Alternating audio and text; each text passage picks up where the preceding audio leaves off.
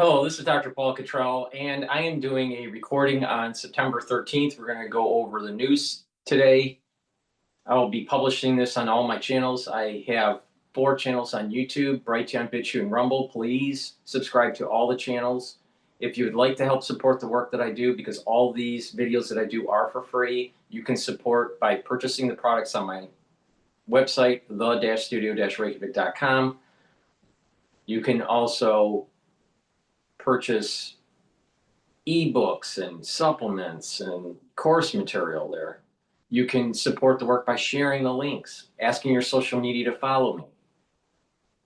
And you can donate on my website, the-studio-reykjavik.com. You can donate through Stripe, PayPal, or buy me a coffee. You can be a paid member to my Patreon channel. You can also subscribe and be a paid member to my Substack channel. There's many different modalities to help support the work that I do. But I really would like you to get the great products that I offer, because if you follow the protocol, it's going to improve your body, your health and wellness, slow down the aging process, boost up that immune system. This is a protocol that I have developed over many years, and if you follow my lead, if you take my advice, you're going to notice a slowing down of the aging process and your body is actually healing. It's a holistic approach. So please go to my store, the-studio-reykjavik.com, and get the great products that I offer. With that said, again, all these videos are for free. So please help support the work by getting the products on my store, sharing the links, donating, and subscribing to all the channels. I greatly appreciate it. All right, we're going to start with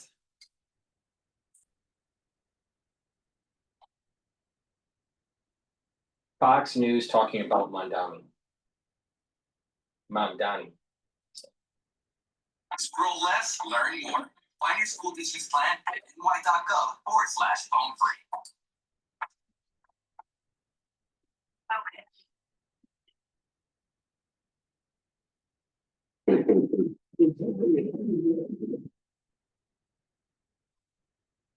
Mr. President, see these buildings? A lot of them in New York City you built. I do. That's called capitalism, not socialism. We have Mamdani, who is ahead of the polls here. What's your reaction? It's amazing. It's up by 20. I call him my little communist. He's my little communist mayor. But, you know, he has to come to Washington for money, a lot of money. And it's amazing. I was so surprised by this. Even the other 2 candidates, I mean, you know, you look at the candidates now, maybe one-on-one somebody could beat him, and I'm not looking at the polls too carefully, but it would look like he's going to win. And that's a rebellion. It's also a rebellion against bad candidates, okay? It's a rebellion. They're tired of it. You know, they're seeing things happening. We have taxes being put on us in New York by Democrats that are so bad that even the Democrats are revolting. It's not possible for a Democrat to lose. I did, you know, in the presidential election, I did great in New York. I did great, you know, considering it's New York. New York. I mean, I did great. But there's a lot of question on the voters, you know, on the booths and everything else on the votes. But we should never be in a position where we're talking about a communist. Now, a communist running what could be, because it's, you know, it's so badly run, but what could be, I'll tell you, if I were mayor of New York, it would be the greatest city in the world so fast. Are you going to get more involved? We have such great cops. You know, I looked at the police, New York's finest last night. They all wanted my picture, autographs. They beat the hell out of my hand. My hand is like a wounded warrior. They shake, and they're strong as hell. The police, some of these guys that, oh yeah, they're taking, you know, it's based on merit again. So now they're very strong. When they shake your hand, and some of them are crying because they never cried when they were born. They didn't cry, but now they cry because they love our country. They love me, and you know they know it's law and order and stuff. That like they want common sense. Sir, may I shake your hand? May I please shake your hand? And they're crying, and they're shaking my hand. I'm saying, but here's why that really matters to Haynes' question, is because he's not pro-police. He's pro-social workers, sending them out there, and if those cops aren't back, they're not going to do their job. So you got Cuomo, Sliwa, and Adams. Are you calling for those 3 to drop out? Well, I think they have to have one stay. And it would look to me like Cuomo, frankly, is leading the other 2. And look, I'm a Republican, but Curtis is not exactly primetime, you know. He wants cats to be in Gracie Mansion. He wants to open it up as a kid. That's the home, for those that don't know. He's a good The crime fighter. magnificent home of the mayor. It's beautiful. Gracie Mansion to me is like a favorite place. If you're in New York, we don't need to have thousands of He cats. didn't want cats to eat the rats. And it looks like, look, Cuomo, you have a weather person here who I happen to think is Janice wonderful. And I just told Janice, I said, you are responsible because of her level of passion about what happened with her parents-in-law was so incredible against Cuomo that really brought them down. Janice, I hope you're watching because I'm saying it with respect, but that brought Cuomo down. Her level of passion, what he did with the nursing homes, it was so horrible. Yeah, but nobody had the impact that Janice Dean had. I used to watch it. She'd be doing the weather and then she'd start talking about it. And she was very emotional about it. She definitely loved them. Their parents-in-law, as I understand it, but she definitely loved them. And that was brutal for Cuomo. He seems to be leading by a little bit, but he's still way behind. It almost looks like even one candidate wouldn't work at this point, just not going to. I'm Steve Ducey. I'm Brighteon Channel. And I'm Ainsley Earhart. And click here to subscribe to the Fox News YouTube page to catch our hottest interviews and most compelling analysis. As we're getting closer to the election for the mayoral race in New York City, it is at the probability of Mamdani becoming mayor is increasing. And the question is, how will his policies as a Democratic socialist bring down the city, and how fast? And is there a way through the city council to be able to retard his policies? It's a big problem. Crime's probably going to go up. Cost of living is probably going to go up. And if that's the case, then many people are going to flee the city and never come back. We're probably seeing the decline of New York going into pre-Giuliani days. So we're talking the 70s, the 80s, where there's lots of crime, lots of social disruption. Okay. Please go to my store, the-studio-reykjavik.com, and get the cleanse, which is 30 parts per million, or max 35 parts per million. This, you take a teaspoon a day, swish in your mouth, gargle, 20, 30 seconds, and swallow. What this will do is just help the health of the epithelial lining in your oral pharynx and your oral cavity. Increase the mucosal barrier, and that will help to boost up the immune system. Take this every day as part of a anti-aging protocol. It'll help to boost up that immune system. It's really important to do, especially this fall and winter. So please take my advice. Get the Max 35 or the cleanse. Use discount 5 and you get $5 off any order. I also have very high quality soaps that are made from structural nano silver. You can get it in charcoal tea tree, lemongrass, lavender, and also in peppermint. So please go to my store, get a few bars for your household, very high quality structural nano silver soaps. And again, make sure you use discount 5. It's all caps, discount 5. You spend $100 or more, you get a free gift until supplies last. All right, we're gonna go to Times Radio now. Businesses everywhere are turning to Gusto for payroll, benefits, and more. Save time. Save money. He is getting frustrated that he can't seem to get any sort of peace deal with either the Russians and the Ukrainians or the Palestinians and the Israelis. Hi, welcome to Superpowers, the future of global security here on Times Radio. I'm James Heaton, and today I'm joined by Chuck Todd for his second visit to Superpowers. Chuck was formerly the host of NBC's Meet the Press and is now the host of the Chuck Todd Cast. Chuck, welcome. So, Chuck, it's been a very busy week, both in the States and internationally. I want to start by asking you a slightly parochial British question. We just had to withdraw our ambassador from Washington amidst all sorts of Epstein-related scandal. just a week before Trump crosses the Atlantic for an unprecedented second state visit. What does that mean for the UK's access to the White House? What does an Epstein-related scandal mean for Trump? Do we kid ourselves that this matters in the US, or is this a big deal? I don't think it matters as far as the US is concerned, but it is, and in some ways, I think that it actually matters even less. The one person who wants to talk less about Epstein than maybe the UK government or the Starmer government is Donald Trump. So in that sense, it's not something that you have to worry about getting in the way of that relationship. Though I do think the instability it's causing in the Starmer government, that's a larger issue, right? And that to me, I look at that as I don't think that bothers the Trump administration per se, because let's be honest, they have a preference of who they'd like to see run the UK government, and it is not Starmer. It is Mr. Farage, right? That's where there's more of an ideological component there. So I don't think there's even any, in some ways, the drama and the instability doesn't bother that side. Now, if you're more concerned about stability of the Western alliance, which was where I fall, this is quite concerning.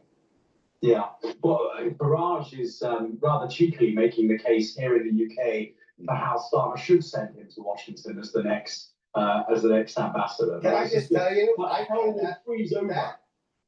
I know it would, but that would be a fascinating move and potentially brilliant. It could be absolutely a disaster or brilliant. Right? If you're Starmer, you take, how do you take some of the heat off of you, take your leading political opponent and make him your staffer?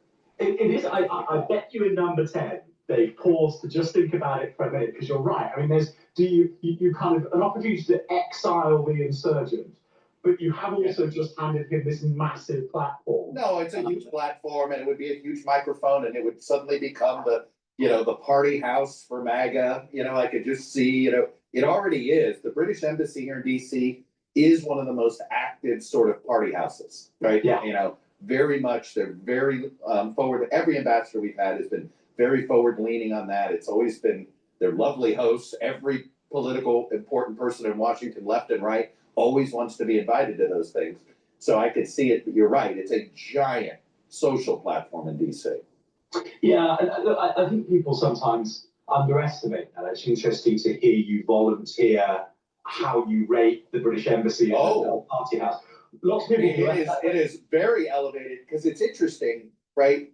Because the president has really very little relationship with the ambassador, because the relationship between our two countries is so close. It's a leader to leader relationship. Yeah. And yet, both ambassadors to each country really are sort of almost like the social ambassadors of each country, right? In a way that's unique, I think, than most any other ambassadorial relationship. It's a really big expression of soft power. Your embassy here in London hosts wonderfully. Your July the 4th party is attended by everybody that is anybody, and it's to say, it's not a waste of tax dollars or tax pounds. It's a really important part of the business of government relationships. I think I've seen 2 different season premieres of Downton Abbey at the British Embassy. Okay, here, you have the July 4th party, we get that stuff which we love here.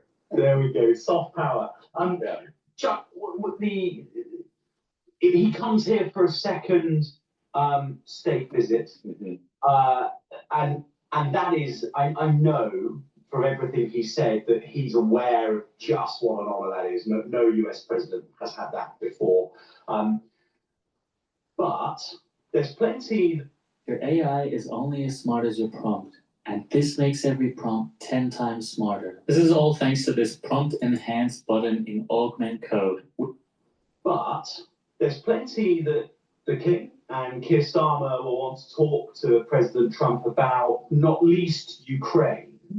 What sort of behaviour do you think Trump is likely to bring with him across the Atlantic? Because on the one hand, he could be swept up in the magic of what will be an incredible ceremonial occasion, but on the other, there's some pretty tough stuff to talk about. Well, I I would recommend to the prime minister that the more he wants from Trump out of Ukraine, the bigger the party needs to be.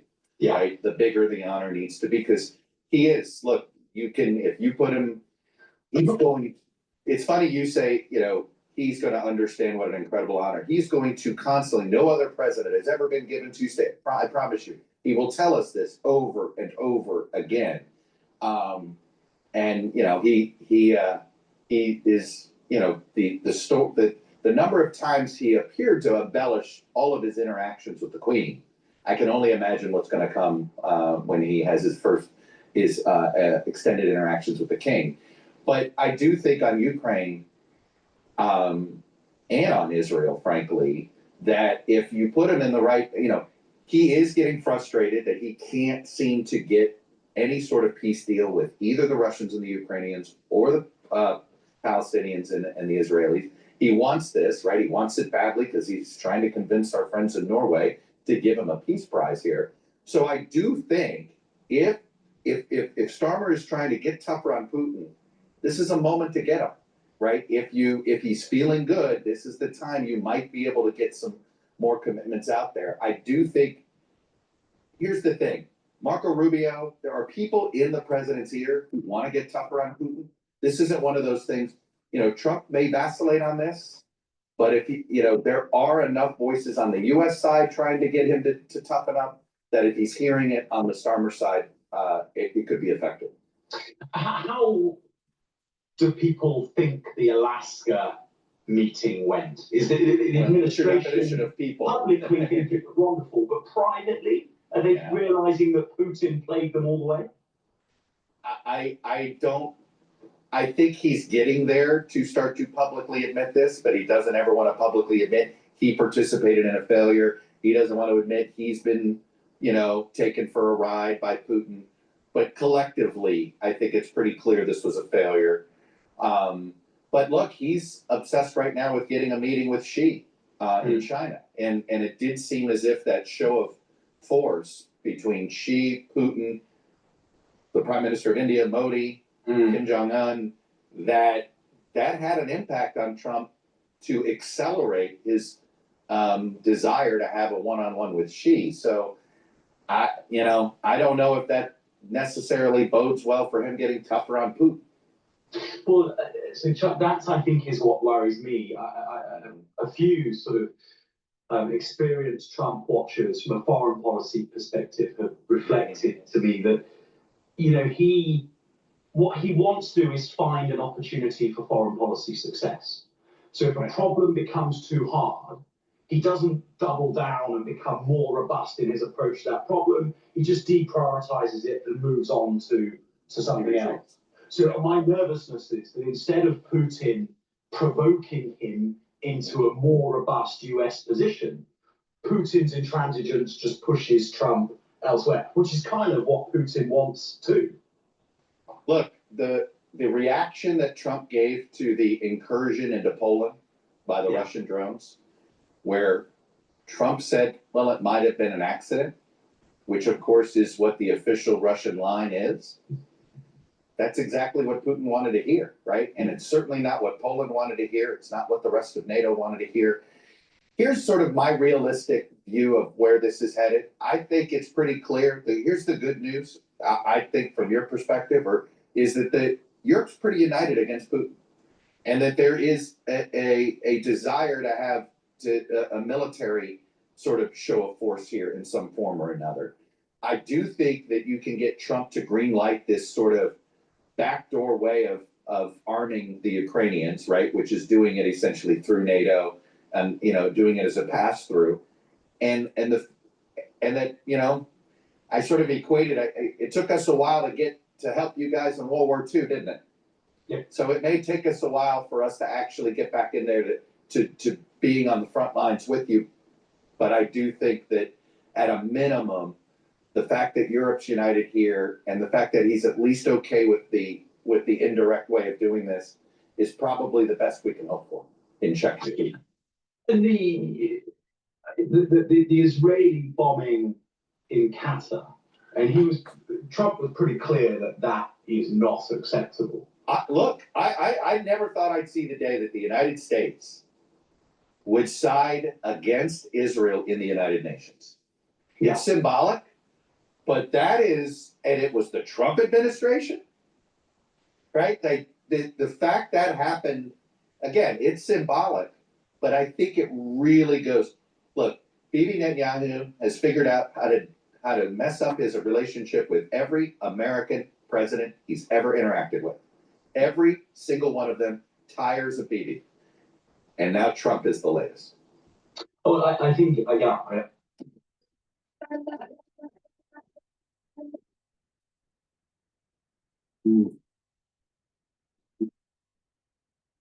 Well, I think, yeah, and I think Netanyahu's miscalculation is that Trump sees the Saudis, the Emiratis, and the Qataris as really important partners, big commercial partners as much as anything else.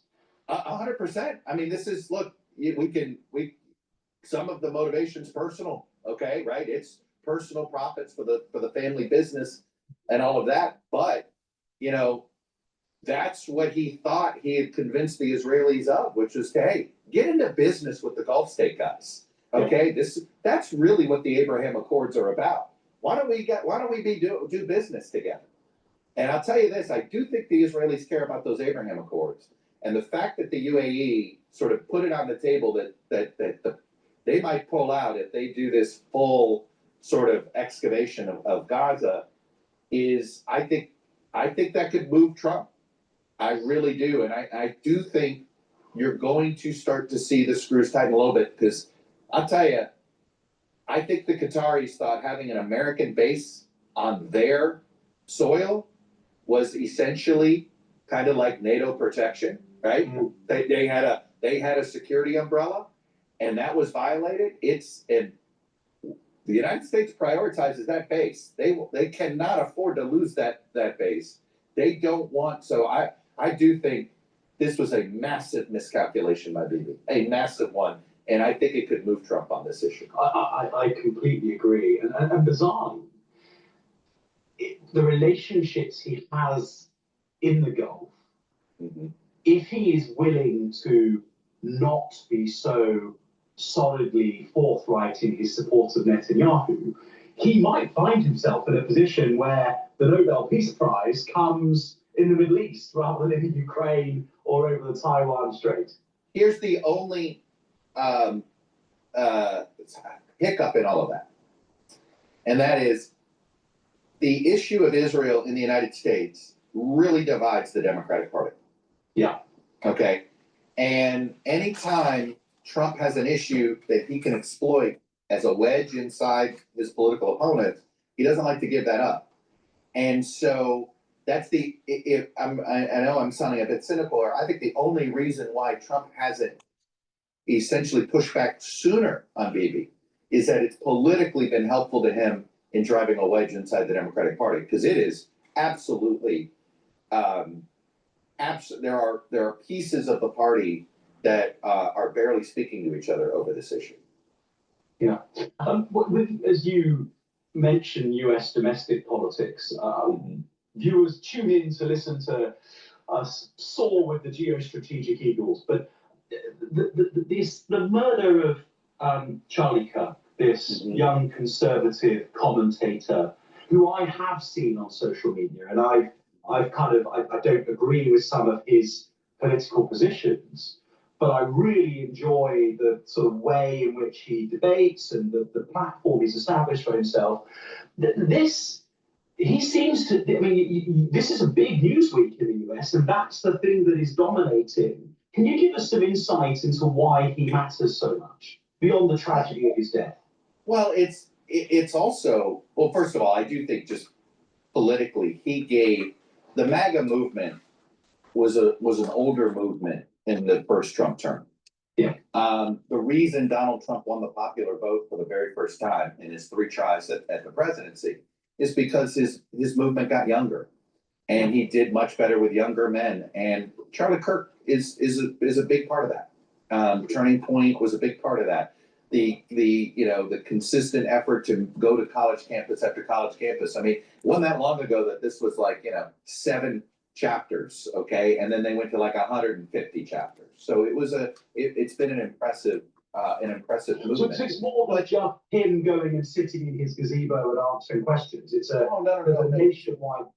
100%. I mean, I've had a nephew who interviewed to be a chat, who was going to go work for them. I mean, it's a real organization. This isn't just volunteers. This is paid chapter and all that stuff.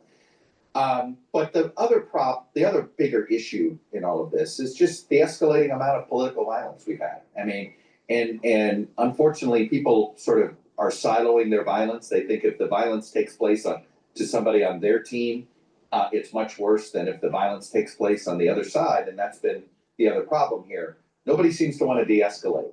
And, we've had a shooting of we've had the assassination of state legislatures in Minnesota. Those were Democrats. We had Israeli embassy staffers killed at an event in DC a couple months ago. We had CDC, our Centers for Disease Control, was attacked by a rogue gunman about a month ago. We've had the 2 assassination attempts on Donald Trump in the last year, right? So we've had, and I didn't even bring up January 6th, which goes back a couple of years. The point is the escalating amount of political violence, where you have more and more sort of people deciding to take matters into their own hands.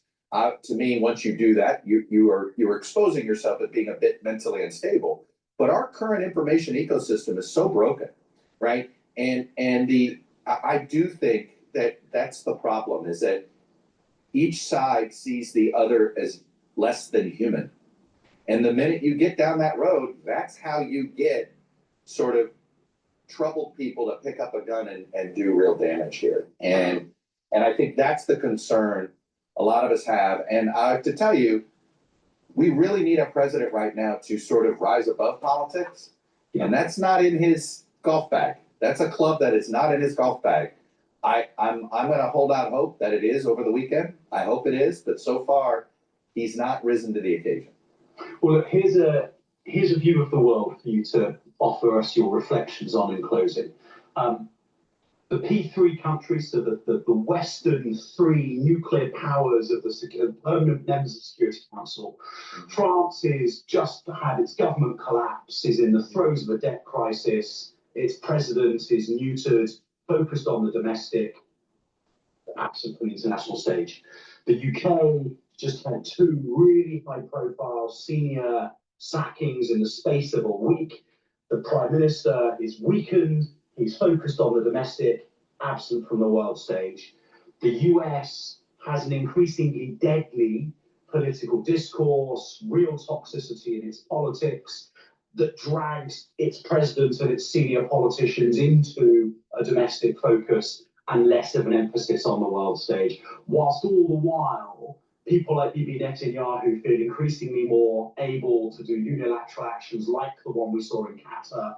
Putin feels increasingly emboldened to block the GPS signal on von der Leyen's plane or to put a drone swarm into Poland to test the reactions.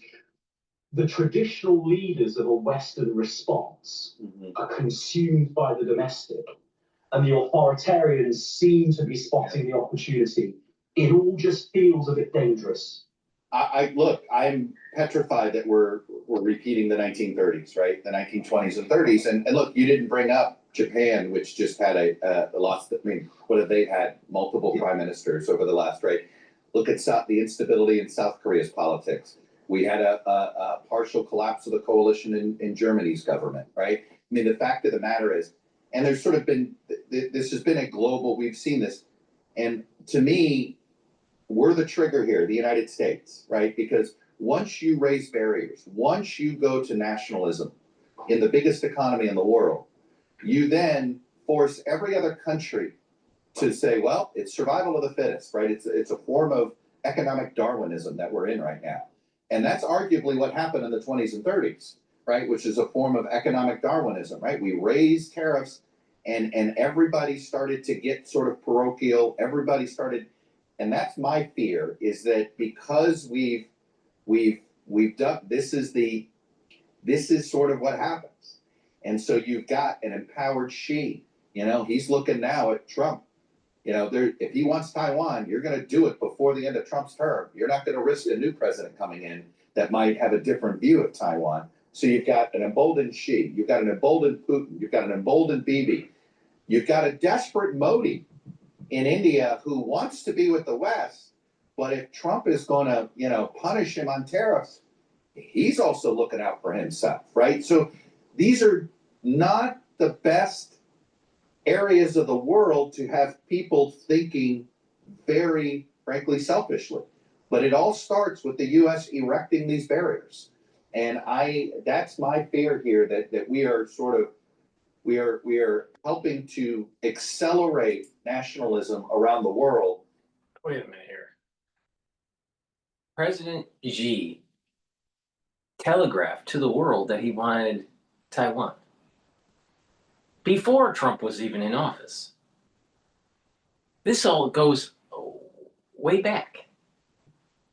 So this has nothing to do with Trump's second term with Taiwan. Now, it does seem logical in terms of game theory to have President Xi hit Taiwan before the midterm elections. Why? Because Trump is probably going to tackle his stance on Taiwan before the midterm elections to not exacerbate potential losses of the House or the Senate in terms of the number of seats with the Republican Party. So Chuck is sort of right about this, but the problem with Taiwan isn't really based on Trump. This is a long-term strategy that the Chinese wanted to do. Now, he's right that the more conflicts in the world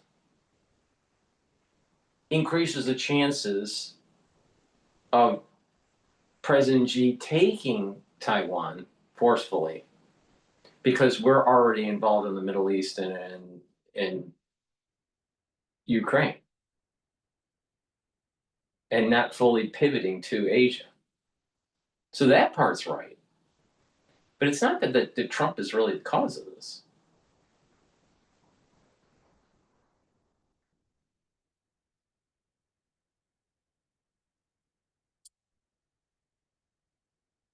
And the more nationalists that every country gets, America first, India first, France first, Germany, right? Go over. That's how we all lose. And that's how wars begin. Chuck, absolutely fascinating. I could sit here and talk to you all day, and that's a really sobering note on which to leave our discussion. But thank you for joining us a second time. I can't wait for your third appearance here on the show.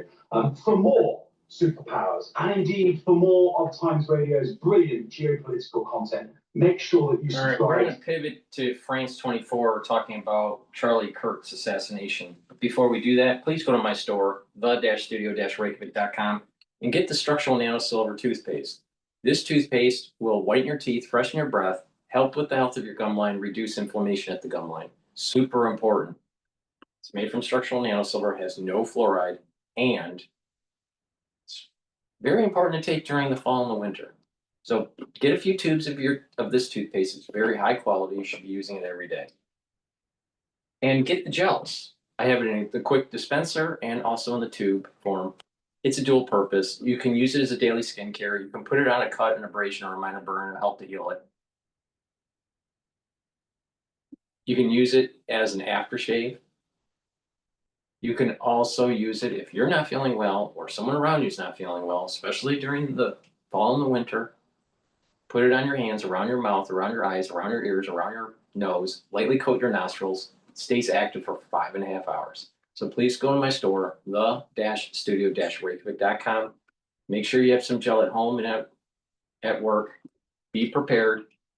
You're definitely going to need it for the fall and the winter. And let's talk about the foundation to build a health protocol for you, especially for anti-aging and to boost up that immune system. Complete Multivitamin has the multivitamins as cofactors for enzymatic activity. This is easy to digest. Take this every day and your cells will perform better. And when you're doing that on a regular basis and stack it with the proper supplementation, you're going to actually slow down the aging process. Now, probiotics are another foundational piece, super important. I have it in a powdered form or in a veggie cap version.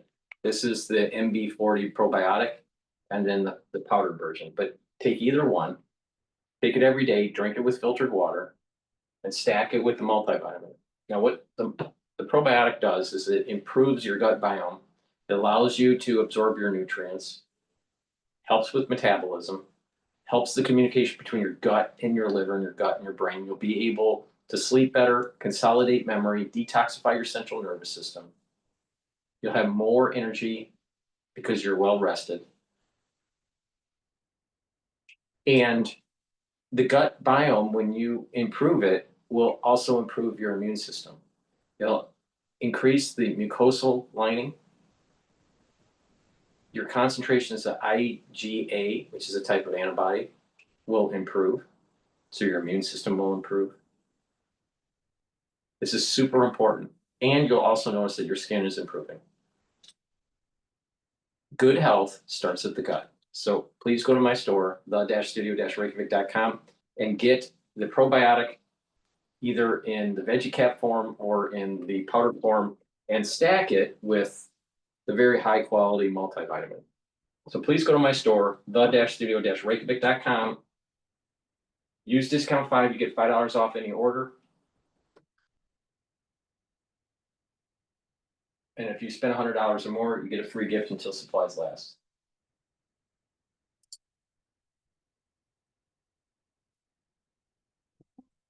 Your favorite TV shows are on YouTube. Watch classic comments. Get HBO Max, Paramount Plus, and It's time now for a Scoop, our weekly conversation on international media with trust in the press at a nadir. It's a critical eye on a critical profession. Today we look at political violence in America and the media's role.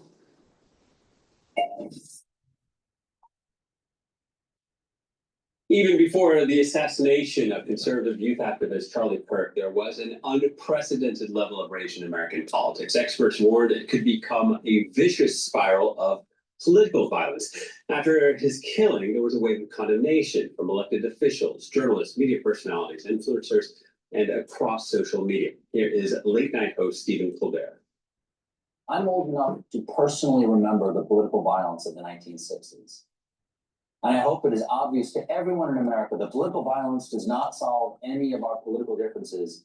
Political violence only leads to more political violence.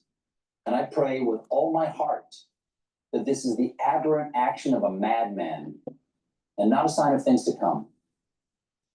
He was not alone. Many other high-profile figures took time on air. The bottom line is this. Very powerful people in media, especially if they have a liberal bias, fomented this crap.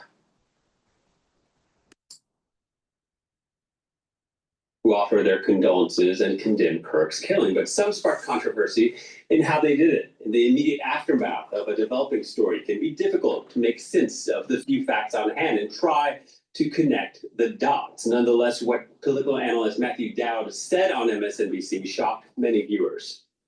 Yeah, and again, to emphasize what you just emphasized, we don't know any of the full details of this. That we don't know if this was a supporter shooting their gun off in celebration, or so we have no idea about this. But following up on what was just said, he's been one of the most divisive, especially divisive younger figures in this, who is constantly sort of pushing this sort of hate speech or sort of aimed at certain groups. And I always go back to hateful thoughts lead to hateful words, which then lead to hateful actions.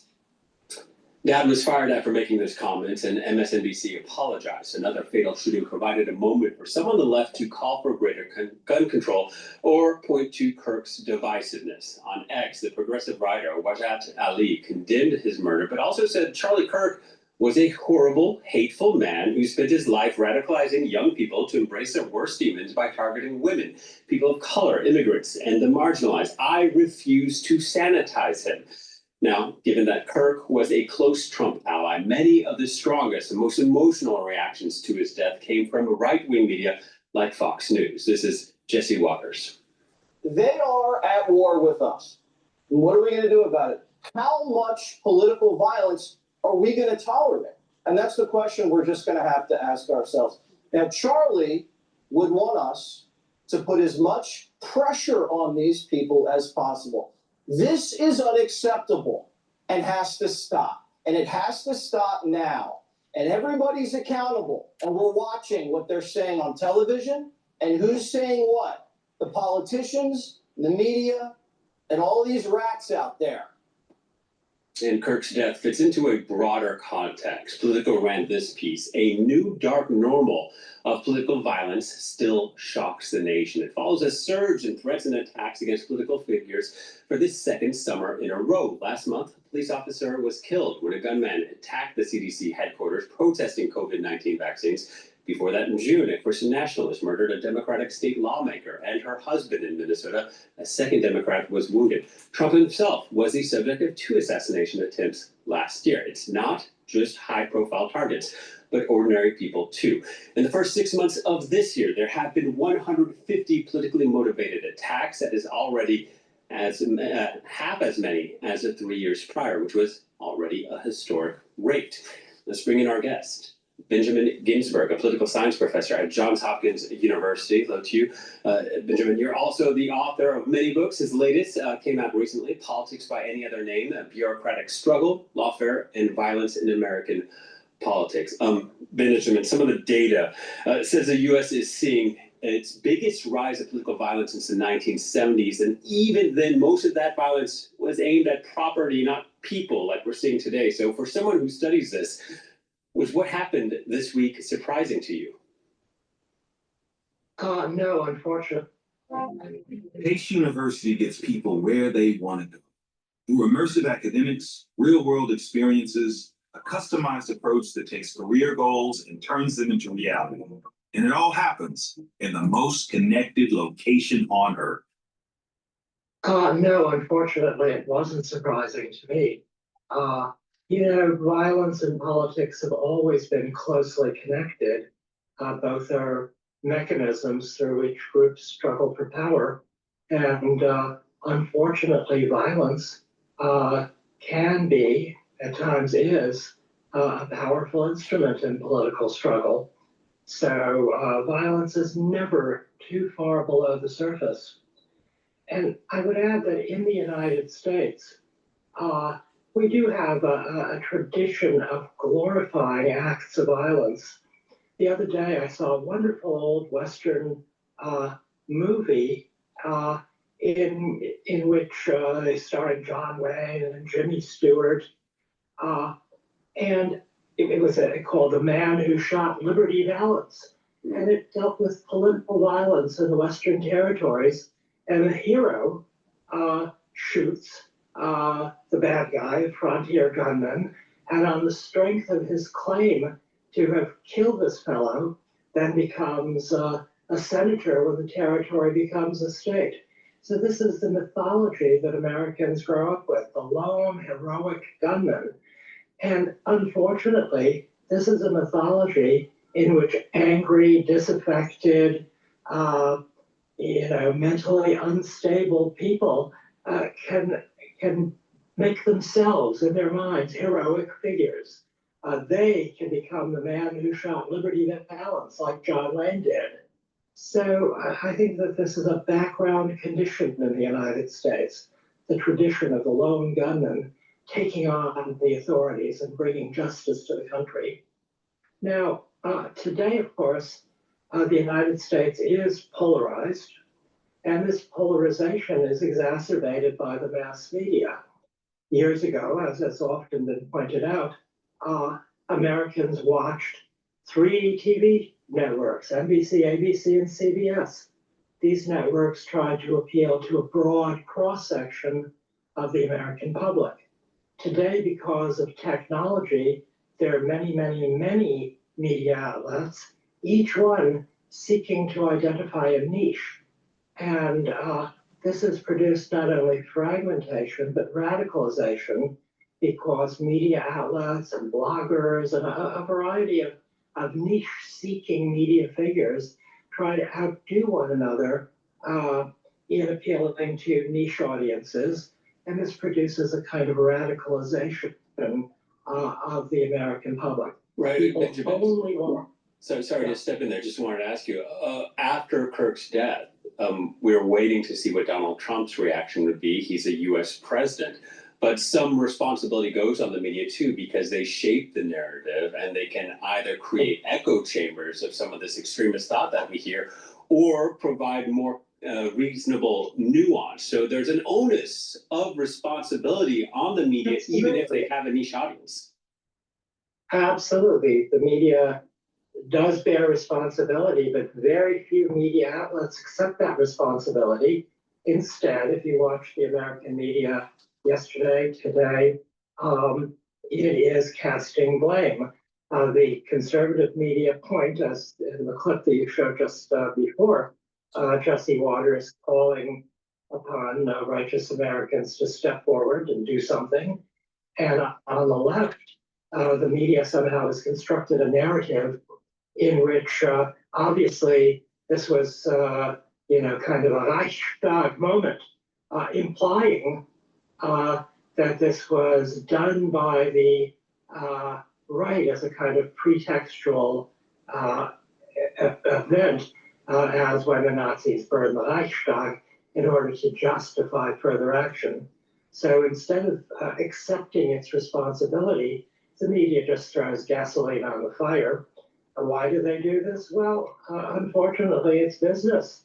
This is how you appeal to an already radicalized audience that wants to hear a more excessive version of what it already thinks. Yeah, and if you look at some of these polls coming out, Benjamin, I'm sure you've seen them, but they are really staggering. I mean, in the latest poll by YouGov, taken after Kirk was murdered, 72% of respondents said violence is never justifiable.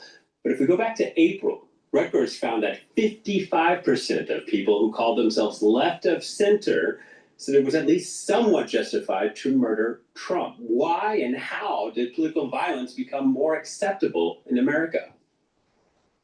Well, this is an excellent question, and I think this is the key to understanding the turn that American politics has taken. Many people equate violence with the right. The Nazis, they're violent. But I think that if I'm going to predict the future, which I professionally try to do, I would look over my left shoulder, because the American left has become increasingly outraged and hysterical because Trump has, with some unexpected success, attacked the governmental and social and cultural institutions that maintain the power of the left in America, governmental bureaucracies that are, generally speaking, left of center in their programs and policies. Are you saying that, sorry to interrupt, are you saying the American left would be more likely to carry out a politically motivated attack than the right? I do. I do say that. But this would be supporters, it's not the elected officials that are espousing the violence. Some elected officials have come close. A number of American elected officials have been saying, we haven't been doing enough to stop Trump. We need to really get in the face of these MAGA Republicans. We need to push back. And what is that but a call to be more obstreperous? And it's in effect a call to action. And again, to get to the point, the left sees itself as under siege. Trump is cutting off money to left-wing organizations, Planned Parenthood, for example. Trump is firing bureaucrats. Trump is closing agencies such as USAID, Voice of America, other agencies that support the causes of the left. And he's doing so and getting away with it. The American left is hysterical and asking itself, what can we do? What can we do to stop this? And I think this is why we can expect to see more violence on the left in the coming years. Now, the right and left are equally capable of violence. Okay? It's not that left-wingers are more violent. but they're in a position where they begin to see violence as their only option. Well, here, let me ask you a question about Benjamin, just real quickly, sorry. After Charlie Kirk's death, there was a website created. It pledged to, quote, expose Charlie's murderers. It's asking people to offer tips about people who are supporting political violence online. Does a website like that do something to help or fan the flames of such violence? Well, obviously it fans. Gusto is the best choice for small business payroll. It's fast. It's trusted. It's a great value. And when it comes to running your business, it's the easiest choice you can make. Well, obviously it fans the flames, and it's intended to. The word expose, that's an action verb. Do something to hurt the people who killed Charlie. I mean, we're in a period when violence is being normalized on both the right and left. Remember, the left was more than guilty of violence in the past couple of years. The Black Lives Matter riots, the riots on college campuses. Though the media treat these as protests. But some of the violence was from a heavy-handed security response in those instances. Well, that's arguable. I mean, the violence at Columbia University began with an encampment which was designed to be provocative, and then a seizure of the university buildings, after which the police were called. But you're right. I mean, the action and response go together. But I would suggest that we've had a couple of years of violence on the left, and Occupy Wall Street, Black Lives Matter, the encampments and protests. That's all suggests. Benjamin, sorry, I want to get one more thought from you before we end the show. We're running out of time really quickly. Thursday was the 24th anniversary of 9/11, a time when the country was united in the face of foreign terror. Now it seems to be being torn apart by domestic terror. Am I exaggerating? No, the country is deeply, deeply divided. People are frightened, and I expect the level of violence to increase over the next year or two. All right, Benjamin, thank you so much for your time. Thank you for your answers. Benjamin Ginsberg, a professor of political science at Johns Hopkins University. And that brings us to our quote of the week, and it comes from the late Charlie. Please go to my store, the-studio-reykjavik.com, and get the great supplements that I have to offer before we have civil war in the United States. Get the NAD Plus. NAD Plus will boost up those energy levels, help to repair your DNA damage, and NAD Plus will protect neurons. Super important, especially if you're 40 years of age or older. Also a great way to protect your neurons, take ubiquinol. Ubiquinol is the most bioavailable form of CoQ10 that you can get. Ubiquinol will help to soak up free radicals, help with the health of the mitochondria. You're going to have more ATP, more energy being produced by the mitochondria. And ubiquinol helps to protect neurons. So a great neurostack, NAD plus with ubiquinol. Super important to take if you're 40 years of age or older. To boost up your immune system, especially in the fall and the winter, take magnesium and zinc and vitamin C and magnesium. But you get added benefits to this. Magnesium is super important for brain function, and vitamin C will help with your skin. So you're going to be able to boost up your immune system, help with your brain function and your skin by taking this stack. Magnesium and zinc, and also take it with the vitamin C and magnesium. Magnesium will also increase the efficacy of vitamin D3. And lastly, olive leaf extract. Olive leaf extract is a dual purpose supplement. It's going to help with bringing down your LDL levels and increase your HDL levels, and also bring down inflammation. When you bring down inflammation, you're helping your immune system and your cardiovascular system. So please go to my store, get the olive leaf extract, and boost up that immune system and help with your cardiovascular health. All right, let's go to Krugman here about Mamdani.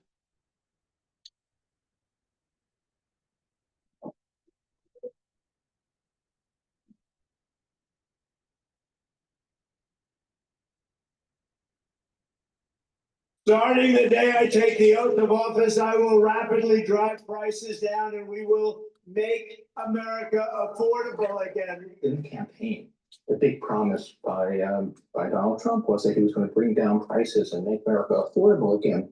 And everything he's done is the opposite of that. So, if you were asking, imported goods are going up in price, and we're going to see a lot more than that of that. But, vegetables are going up in price, and a little bit of that is tariffs, but a lot of that is farm workers are making themselves scarce because they're afraid that ICE will pick them up. If we're worried about housing costs, a lot of the construction industry's immigrant workers, and particularly the actual physical jobs, the guys actually up there on the roof, tend to be immigrants, many of them undocumented, and even the ones who are legal are afraid. Ultimately, I think what really matters is the standard of living. Yeah. For Americans across the board. What are we doing to the standard of living? Are we improving it, or are we actually turning it down? Oh, no, this is clearly all negative for the standard of living. They're making, when you put a tariff on, one way of putting it, the sort of standard economist, Econ 101 thing is, you're taking things that we do relatively badly and other countries do relatively well, and we're insisting that those things be done here, which raises costs, reduces our standard of living. If we look at the immigration policies, You can tell that he is just an academic, and he actually won the Nobel Prize for economics, but he's an academic. I don't like him. He's super fucking liberal. But the thing is he's condescending. I don't know if he still has his column on New York Times. But the thing is that he doesn't seem to have a very strong understanding of manufacturing. He doesn't look like he had experience in it, either in design, engineering, in manufacturing. And once we had NAFTA ushered in, there was a hemorrhaging of jobs, especially in tool and die, and other peripheral industries that tied right into automotive. So the tier 1, tier 2, tier 3 suppliers, and the peripheral industries that spin off of that. That went to Canada. That went to Mexico under NAFTA. Now, I have a hard time understanding when he says we don't do something really well and therefore why would we want to bring it back? Well, wait a minute. We were doing it well enough before NAFTA. Oh, you wanted to play currency arbitrage with the loonie. So at that time, when NAFTA came out, the peso and the loonie, the Canadian dollar, was weak. So the big OEMs like Ford and GM and Chrysler could benefit from that. They could ship jobs over. The cost to make a tool or to make a part was cheaper because the dollar was strong and the Canadian dollar and the peso was weak. So there was a arbitrage because of currency. But not just that. It wasn't just the currency. It was the labor. The cost of labor within Canada and in Mexico was cheaper. It wasn't about quality. But he has industrial amnesia. Once you ship those jobs away and you start to have the economic cluster start to wither and you start losing those skills, then you're dependent on a foreign country. But he doesn't want to tell you that because he never designed anything. He never manufactured anything. He never engineered anything. He's an economist.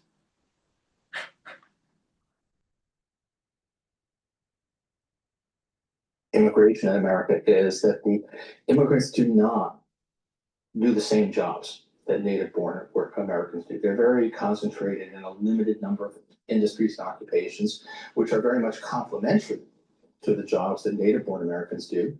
And by driving out the immigrants, we are reducing the productivity, reducing ultimately the the living standard of the native-born workers.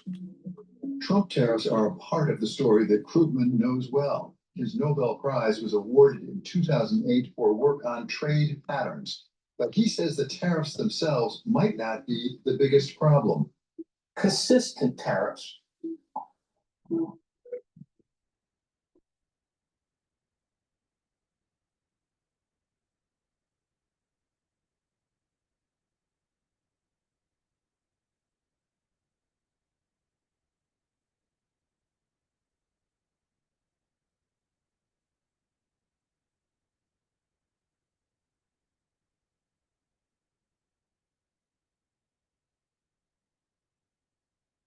The speaker.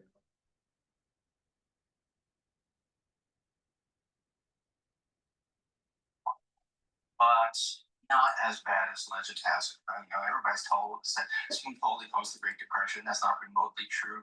And if you run First, will reduce GDP by something like 0.5% in the long run. It's serious, it's bad, it's smooth holding caused the Great Depression. That's not remotely true. And if you run even Trump's tariffs as they stand at the moment through a sort of standard model, it will reduce GDP by something like 0.5 percentage point in the long run. It's serious, it's bad, it does terrible things to U.S. credibility because we're breaking all of our agreements, but it's not a huge thing. What we've never had before is tariffs where nobody knows what the tariff rates will be next month, let alone, a year, 2 years from now. It's this complete, utter chaos. It's sort of the whims of the president, and then the question of whether the courts even allow him to do what he's doing, which wreaks havoc with business. Any investment that business makes right now has a good chance of turning out to be a really bad investment because the tariff rate isn't what you thought it would be. What about margins for corporations? Because typically you might see it show up there. It's suggested that part of the reason we're not seeing the tariffs is some is being absorbed by exporters, some by importers, and some by consumers. The exporters are not absorbed very much. We have independent data on prices actually charged by foreign countries for their exports to the United States, and those have not gone down. So they do not look as if foreigners are absorbing a significant amount. It does look like U.S. businesses have so far absorbed a significant amount. Partly that's because they rushed inventory in, they rushed imports in to front run the tariffs. Partly because they not sure if the tariffs are here to stay. They don't want to raise prices and alienate consumers until they have no choice. But no, it looks quite significant. And it's really important also to understand that, this is not William McKinley's world economy. This is not what Trump thinks it is. This is not a world in which you export manufactured goods and you export farm goods and that. Yes, it is, because we're going to march to war with China, and we need to have economic prowess. In addition, the youth can't get good jobs. We got to bring back economic cluster here, so the youth have entry-level jobs to grow their career and to have family formation. Globalization has failed the youth. Unfettered globalization is bad. Now, that doesn't mean that you have to be completely isolationist, but we need to start thinking about manufacturing in the United States. Now, people would go, they misunderstand what manufacturing is.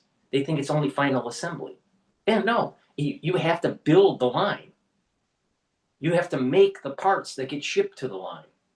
Manufacturing has multiple tier suppliers. And this is why it's so important to keep it.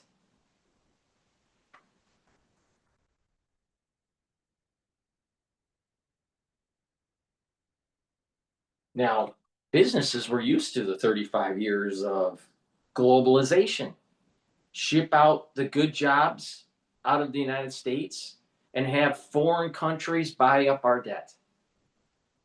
But it's gotten to the point where now the youth, especially because of AI, can't find good jobs. You got to bring back the economic clustering. If you don't, you will not have a robust society innovating. You think there's innovation with economics? Get real. You think there's innovation in being a lawyer? Get real. You think there's innovation in there and just selling bonds? Get real. There's not innovation in that. Innovation comes in designing and manufacturing products.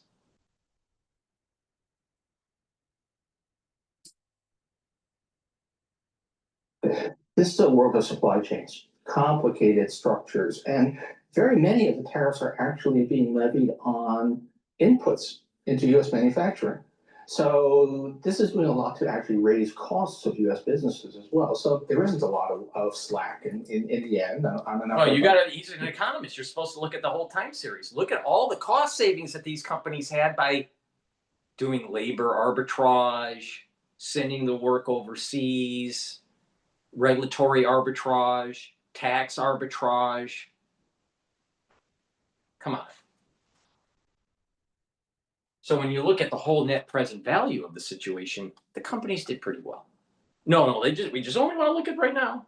We only want to look at right now. Well, this is a transitionary point. And that the overall society will benefit in the long run when you bring back the economic clustering.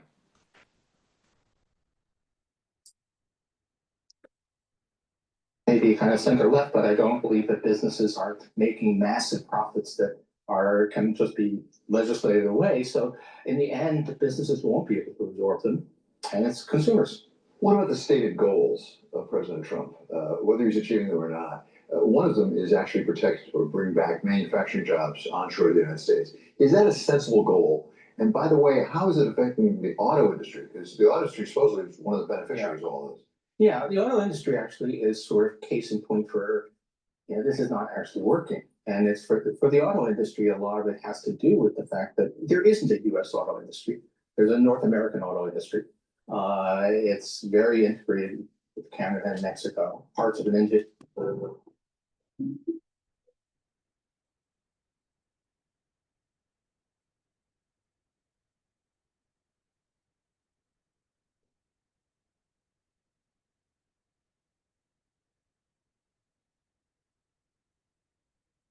Canada and Mexico. Let me get this straight.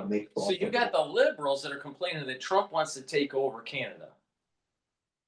But it's okay to have an economic union where the economic cluster can go to Canada. And we just buy the products or maybe do the final assembly or whatever.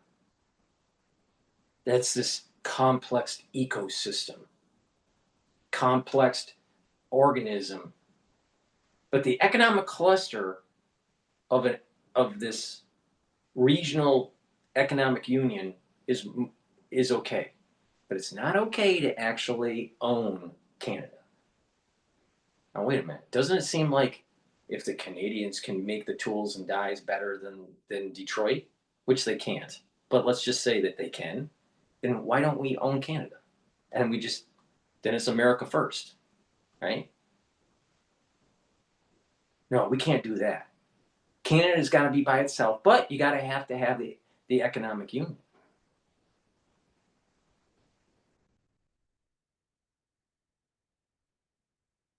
I hate him. 7 or 8 times before you end up with a finished vehicle.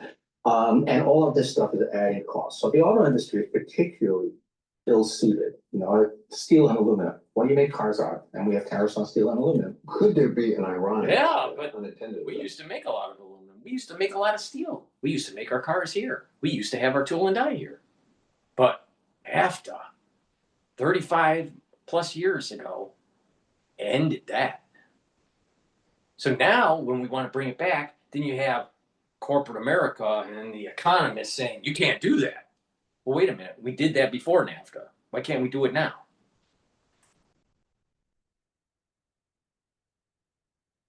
Which is actually, as you put more and more pressure on the costs for manufacturers, they automate more. So it doesn't turn into jobs. It might turn into GDP, doesn't turn into jobs. Well, just in general, even aside from the cost pressures specifically. Totally disagree. Yeah. Wait. Maybe I misunderstood what the Bloomberg host was saying. Let me just give him the benefit of the doubt here. Let me listen again.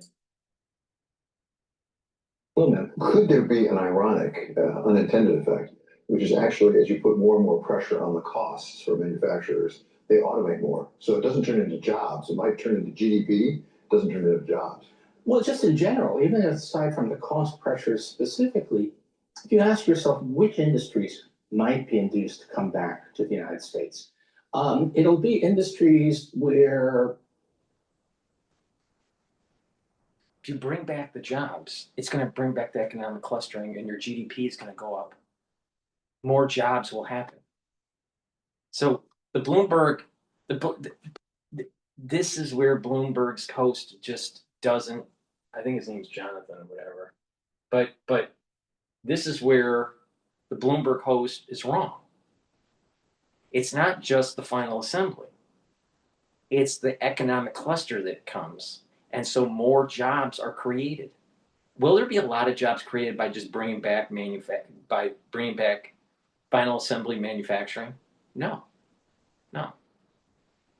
There's not that many jobs on the line. Where the jobs are the tier 1, tier 2, and tier 3 suppliers, because it's just-in-time delivery and they have to be by the plant. So they're making parts or sub-assemblies and it has to be shipped there.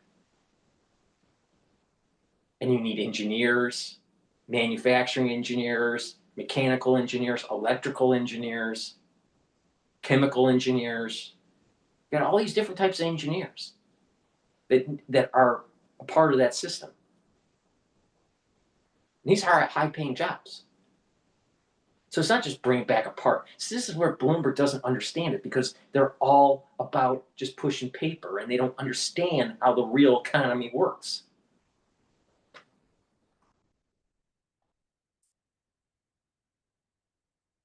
the labor cost disadvantage is not too large. We're not going to be bringing back apparel. There's just no way, unless you have just hundreds of percent tariffs, that we're going to bring clothing manufactured back from Bangladesh to the Carolinas.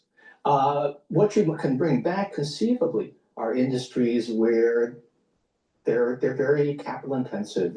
Robots do a lot of the work. So we may be creating more jobs for robots, but not a whole lot of jobs for US workers. There is the effect, apparently. Who's making the robots?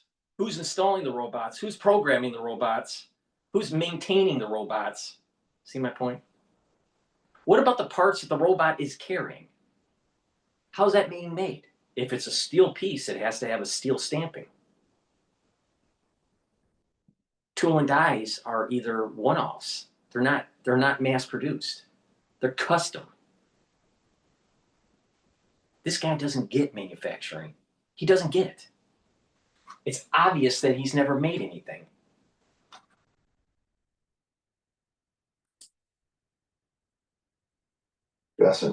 On the deficit. That in fact, we are putting a lot more money into the treasury because of these tariffs. Is it helping us on the debt and deficit?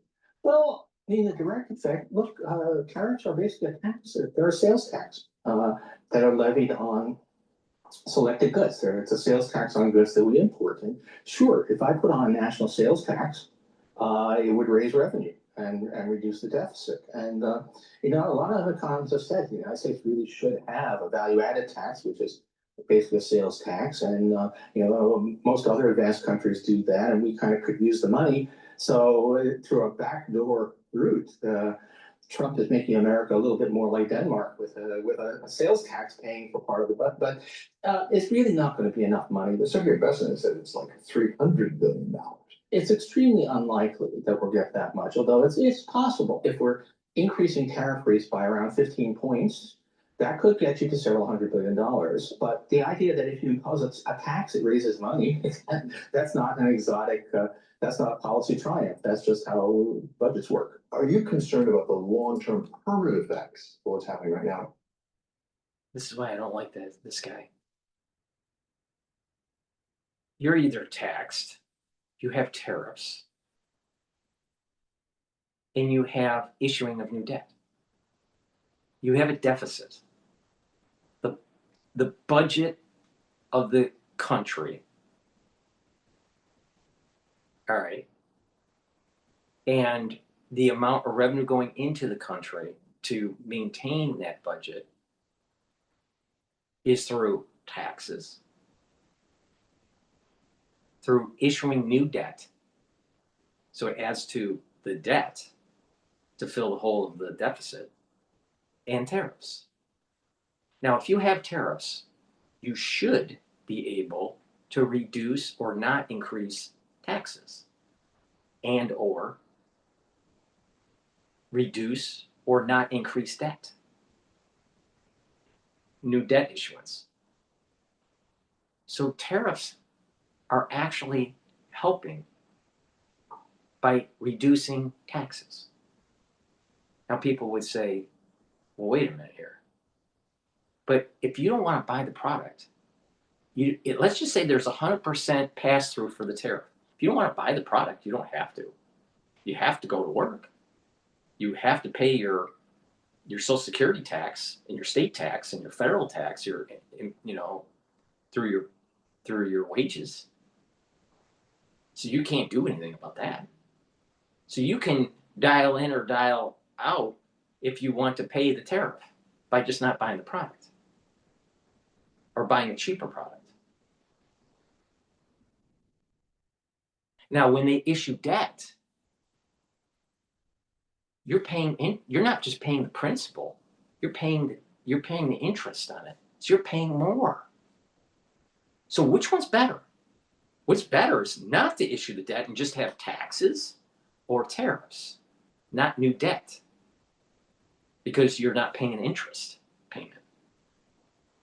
What would be a great idea is actually bring back manufacturing, and during this transition, having the tariffs to be able to pay down and balance the debt, the deficit, get it more in line. And when there's more economic clustering, then there's new revenues that are generated for the society to be able to have a more balanced budget. So tariffs is a great tool to get there. It shouldn't be permanent, but it's better than issuing new debt. Why doesn't Krugman say this? Why? Why?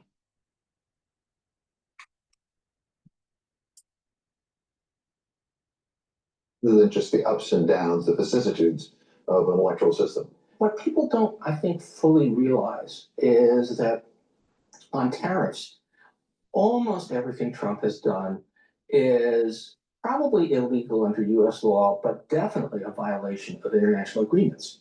I mean, we built the world trading system, and I say we because that's the United States, the US created this thing, which is a system of rules and laws. We've just ripped up a whole system of trading agreements.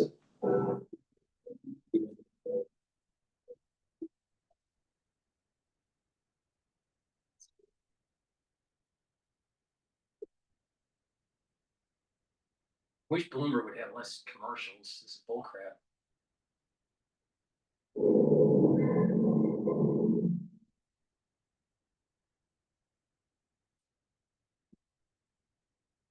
A whole system of trading agreements, a system that we built over 90 years, because this really goes back to FDR. If you don't put that back together, even if the next president says, okay, my first act is to undo everything Trump did, the United States will never be trusted again. We used to be a country where if we made an agreement, that was an agreement. I mean, I was in the Reagan administration working on trade things, and there would be meetings in which some proposal would be floated. And the guy from the US Trade Representative's office would say that would be GATT illegal, General Agreement on Tariffs and Trade, which binds it, and end the discussion. In the Reagan administration, if it was a violation of our international agreements, we didn't do it. This administration doesn't care. They don't even try to justify violating these agreements. Even as the Trump administration charts a Because back in the Reagan days, that was the whole neoliberalism, and it opened up markets.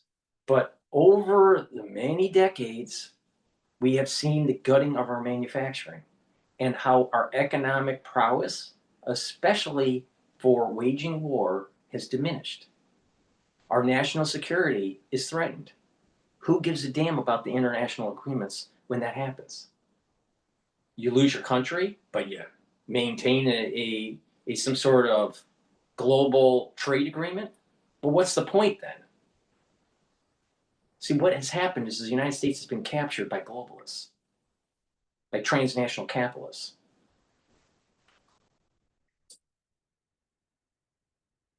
different economic path for the US overall, Krugman's home city of New York is facing its own potential shift. As the self-proclaimed democratic socialist Zoran Mamdani is ahead in the polls for the mayoral race, Krugman is more sanguine about what that could mean.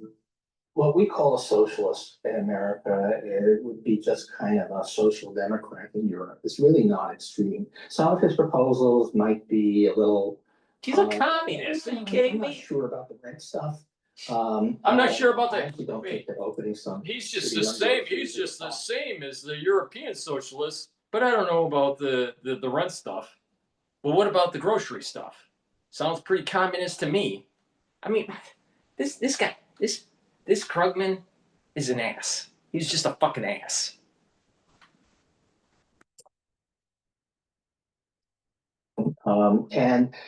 In practice, he would almost surely govern pretty much just a slightly more populist version of what we have. I don't think we need to worry about radical change. But the rent stuff, as you called it, if the problem is affordability of housing in New York, really freezing rents is not traditionally the way to get more housing stock built. Yeah, but what he's talking about is not freezing all rents. He's talking about stabilizing stuff that's already rent controlled. And so it's really, it's a policy at the margin. It's probably not likely to have much effect on housing construction. And it does sound, from other things he said, that he really would try to get a lot of housing built. And that's the important thing. I'm not really worried about that. And it's the panic over what really wouldn't be very different from the way New York City has been governed is all wrong. And it would take a lot to really ruin this city. The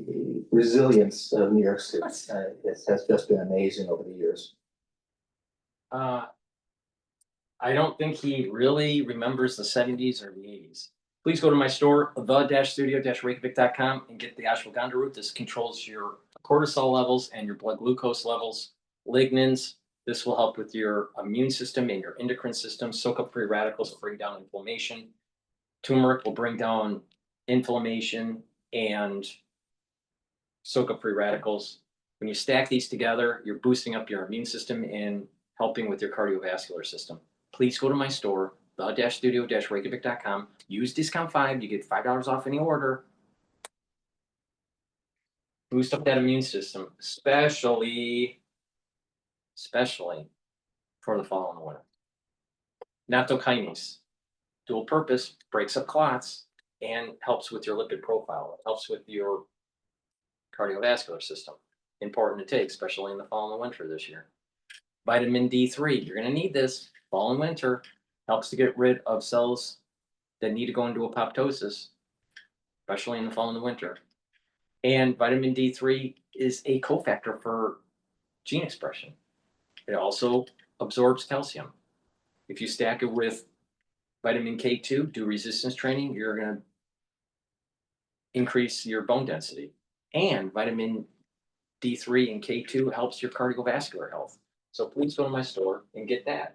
Clarity factor gets rid of that brain fog, so you're not a Krugman thinking that globalization unfettered is great. Clarity factor will get rid of that brain fog, help support your memory, and over time what's going to happen is that you're going to have faster cognition, recall will be quicker, and you'll be able to concentrate. The whole idea here is to be able to concentrate on tasks. This is great if you're in school or at work or even just doing tasks at home. Take this every day, make sure you drink it with filtered water, and this is going to help with your neural health. And lastly, get the heirloom barley. Heirloom barley is going to bring down inflammation, soak up free radicals, and help to detoxify your body. Super important. Many people don't detoxify their body. If you don't, your endocrine system doesn't work as well, your immune system doesn't work as well, and your other organ systems don't work as well. You need to detoxify your body regularly. Take the heirloom barley. This is powerful stuff. Take it every day. Please go to my store, the-studio-reykjavik.com. Use discount 5. It's all caps, discount 5, and you get $5 off any order. If you spend $100 or more, you get a free gift until supplies last. All right.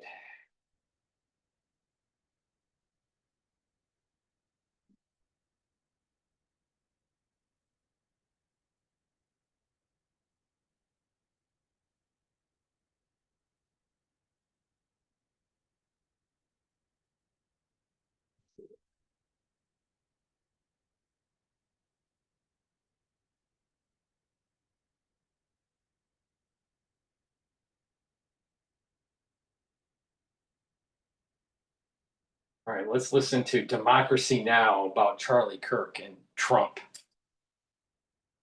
Democracy Now! President Trump has just announced on Fox News that the suspected gunman who shot the conservative activist Charlie Kirk, killing him, has been caught. Trump said, quote, "I think with a high degree of certainty we have him in custody," unquote. Trump's comments came a day after the FBI announced a $100,000 reward for information leading to an arrest. Officials also released photos and video of the suspected gunman who shot Kirk during an outdoor event at Utah Valley University. A bolt-action rifle was also recovered in a wooded area near the campus. In one video, the suspected gunman is seen jumping from a roof on campus and running away. On Thursday, President Trump said he'll honor Charlie Kirk with a posthumous Presidential Medal of Freedom, the nation's highest civilian honor. Trump also escalated his attacks on the political left, saying, quote, "We just have to beat the hell out of them."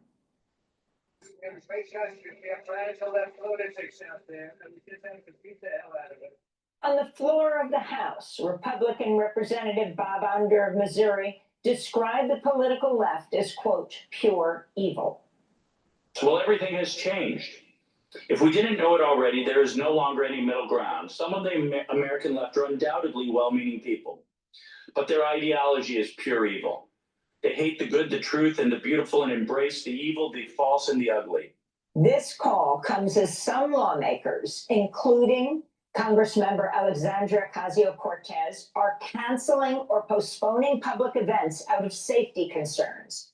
To talk about all of this and more, we're joined by Mehdi Hasan, editor-in-chief and CEO of Zeteo, where his new piece is headlined, "Hypocritical Conservatives Are Using Charlie Kirk's Horrific Murder to Cynically Smear the Left." Mehdi, welcome back to Democracy Now! Why don't you lay out what you're seeing in these last few days as we talk about this breaking news that the suspected gunman has been caught? Thanks, Amy, for having me. The problem with this administration, of course, is you can't trust anything they say. Patel put out multiple statements over the last 48 hours suggesting that somebody's been caught, somebody's in custody. They leaked to the Wall Street Journal that there was trans ideology on the weapon and then walked it back. We have an administration of gaslighters and serial liars. So unfortunately, in the old days, even if a president lied, you could try and take the bureaucracy or the law enforcement people. Maybe sometimes that they were. Now you have to start from a position of pure skepticism. So I don't believe anything Trump says until I see more verification. I do hope they've caught the person. The problem is, Amy, that from the moment Charlie Kirk was horrifically murdered on camera, a horrific act, inexcusable act on Wednesday in Utah, from the moment that happened, Republicans, conservatives, prominent figures in this country on the right went to work to blame this on the left, even though the killer was not in custody. And apparently is now. Let's see the alleged killer.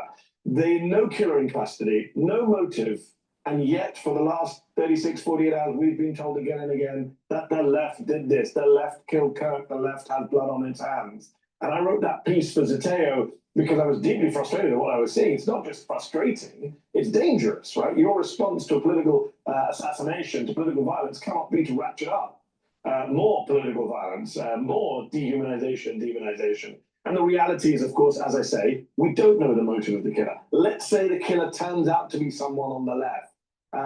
Even then, that doesn't mean the right is somehow scot-free here. And that's why I wrote my piece pointing out that the vast majority of right-wing political violence in this country comes from Trump supporters, comes from people on the far right, comes from all sorts of people who have horrific views about minorities and white supremacists. And I laid down the evidence in my piece. For example, this summer, Just a few weeks ago, I know the right wing has been erasing her killing, but Melissa Hortman, the Speaker Emeritus of the Minnesota House, was murdered in her home with her husband. Another lawmaker was shot and almost killed with his partner. That was done by a Trump supporter this summer. Trump didn't even bother to show up at the funeral. No one mentions Melissa Hortman's death on the right when they're talking about political violence. We've erased January 6th. We've erased the attack on Josh Shapiro's home earlier this year. We've erased multiple attacks over the years that have been attributed to, or that the suspect turned out to be some kind of Trump supporter. And I think that is why I wrote that piece, because there's a real rewriting of history going on here. It's what far-right regimes do after tragedies like this. They try and weaponize them to go after their enemies. And Trump's made that very clear in all his statements, the radical left. This is a guy who has incited violence himself, including on January the 6th. I wanted to turn to Hunter Kozak. He is the Utah Valley University student who posed a question to Charlie Kirk about gun violence just before Kirk was shot and killed. Five is a lot, right? I'm going to give you this one credit. Do you know how many mass shooters there have been in America over the last 10 years? Counting or not counting gang violence? Great. On Thursday, that young man, he was 29 years old, Hunter Kozak, the Utah Valley University, I think he was a student, posted his message response to what happened after he asked the question. And people have obviously pointed to the irony that the point that I was trying to make is how peaceful the left was. It's right before he got shot. And that only makes sense if we stay peaceful. And as much as I disagree with Charlie Kirk, I'm on the record for how much I disagree with Charlie Kirk, but like, man, dude, he is still a human being. Have we forgotten that? That's Hunter Kozak, who posed the question. He started by asking about how many trans mass shooters Charlie Kirk thought they were, and then talked about that percentage is a number of mass shooters in this country, but as he says, was horrified. As here is Charlie Kirk answering a question about gun violence, then is shot dead. Your response to this young man who's in a lot of pain, he said, in fact, though he disagrees with almost everything, is known for opposing Charlie Kirk himself, a TikToker. His wife just gave birth to their second child. He sees their families, both of them having 2 children. And he said, but I'm absolutely against violence and for his freedom of expression. I mean, we all are. I mean, 99% of people in this country are against politically motivated murders. I mean, it's horrific. What happened to Charlie Kirk is horrific on a human level, on a political level, on multiple levels. And people are going around saying, well, he didn't believe in empathy, so I don't care what. Well, the fact that he didn't believe in empathy is irrelevant. I believe in empathy. Most of us should have empathy, and I do have empathy for his wife and kids. 2 kids are going to grow up without their father. The fact that their father had vile political views that I disagree with, the fact that their father said I should be deported from the US is irrelevant. All right, you don't kill people for their speech, ever. And that young man gave a very eloquent statement there. The irony of him being killed after taking a question on gun violence and trying to make it about gangs. I mean, Amy, right now, everything in American politics just feels bizarre and ironic and unprecedented. If you sat in a Netflix TV writer's room and said, hey, this is the script for a political drama about politics in the United States, and it was the script of the last 5 or 10 years, the TV writers would throw you out of the room and say, this is ridiculous, we can't make this TV show, this is so unrealistic. The plot twists, the turns. But that's our daily life right now. I mean, we're all going crazy seeing what happens on a daily basis. It's beyond anything we see on TV or in the movies these days. And I worry that everything's going to get worse. I was on the BBC just a couple of nights back, and the question they asked was, is America going to come together after this? And that's what other countries are wondering. That's what would happen in most normal countries after a tragedy like this. Unfortunately, the US is not a normal country right now. And I suspect not only are we not going to come together, we're going to go further apart, because the president is someone who takes this opportunity to incite more. I mean, everything Donald Trump has said since this murder has been unhelpful at best, dangerous and destructive at worst. He is not the right. Wait a minute. A man's life was silenced because of his freedom of expression, because of him exercising his right for free speech. He was silenced. Charlie was silenced by an assassin. We're all Charlie Kirk now. And there is a liberal constituency, mostly ultra-liberal, but there's a liberal constituency within the United States that wants to silence people's freedoms. And people need to stand up and push back. And so when they say, yeah, this clown that says, well, we're going to get more divided, you need to stand up for your rights. If you don't stand up for the Constitution, you're going to lose it. And the liberals are out of control. They're dangerous. The far right is dangerous too. But the liberals are going to ramp this thing up, have conflict, and this is going to go right into the midterm elections to try to sway it towards the Democratic Party and to demonize conservatives, demonize Trump. See, it's all Trump's fault. That's what he's basically saying. No, it's the liberals' fault for hearing something that they didn't like, so they decided to silence him. No, it was a political assassination. That's what happened. And conservatives and the silent majority needs to stand up and start pushing back. You see a liberal and they're espousing BS, you need to push back. How do you push back? You push back by saying, being respectfully engaging in the rhetoric. But if you have to defend your life, if you have to defend your life, you need to. But you got to say, you know what? God, country, and family. The ultra liberals, you're eroding the very fabric of society. How is the liberal policies making society better, more robust? It's not.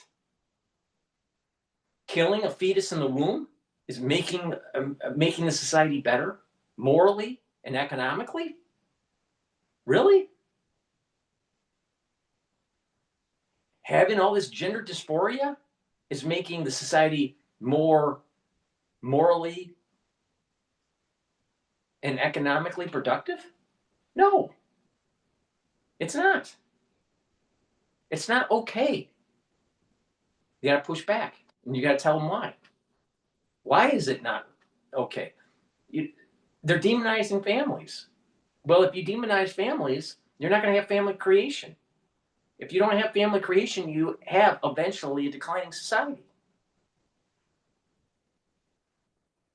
There's nothing wrong with being a conservative. Push back. Don't let them silence your freedom of speech. And don't let them silence you. Think about what happened during the first Trump administration. When Trump came into office, there were many corporations. If you were in corporate, many people in corporate that were conservative wanted to stay quiet because HR was liberal, maybe your boss was liberal. If you expressed any siding with Trump, you were ostracized. That was rampant in the United States. It was an every week occurrence where you had black people on bicycles on Broadway, especially on the weekend, going fuck Trump and riding on the street in like a clan of about 6 to 8 people. That happened weekly in New York. They were demonizing Trump. They were demonizing conservatism. They were demonizing the idea of bringing back American jobs. They were demonizing the idea that maybe if you're illegal in the United States, you should get out. So this is not a Trump thing. Will the society divide even further? Absolutely, he's right about that. But it ain't because of Trump. It's because of a battle of it's a clash of civilization. Conservatism to liberals. Or collectivism versus individualism. And whoever wins, wins. But it's gonna be a clash. Some of it's gonna be through just normal oratory rhetoric. And some of it's gonna be violent. But it's gonna happen. The society is going through a rough patch. And in the end, we're either gonna have a constitution with people respecting each other, or we're gonna have a society where you're going to have a one-party government and we're gonna have an erosion of our constitutional freedoms. Now, that's where this is going. Now, I'm putting my chips on constitutional freedoms. But it's gonna happen. There's going to be a civil war that's starting to emerge here.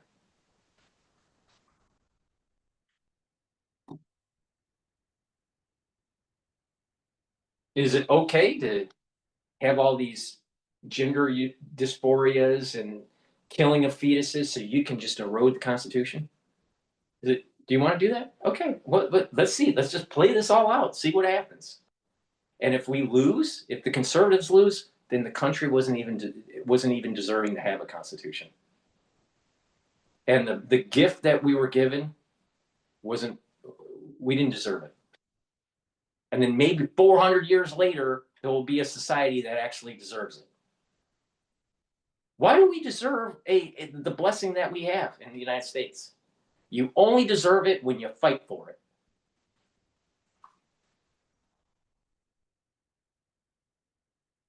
Whenever there's a tragedy, whenever there's a murder or a terrorist, that's always been one of my great criticisms of Trump. I have many, but he's not the right person to lead a nation when there is a tragedy or a crisis.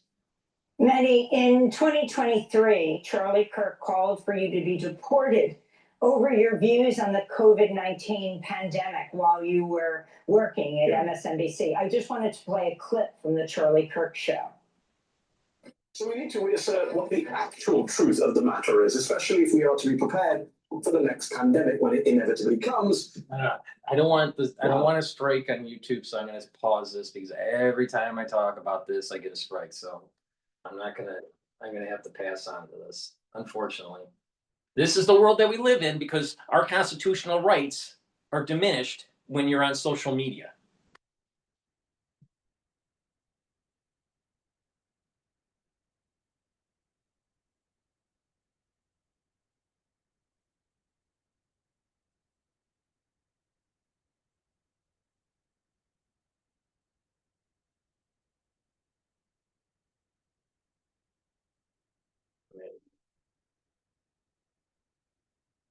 So let's see what else that we should be taking a look at here.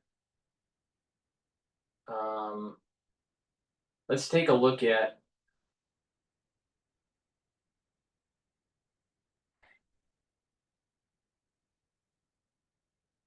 Divided America by Times Radio.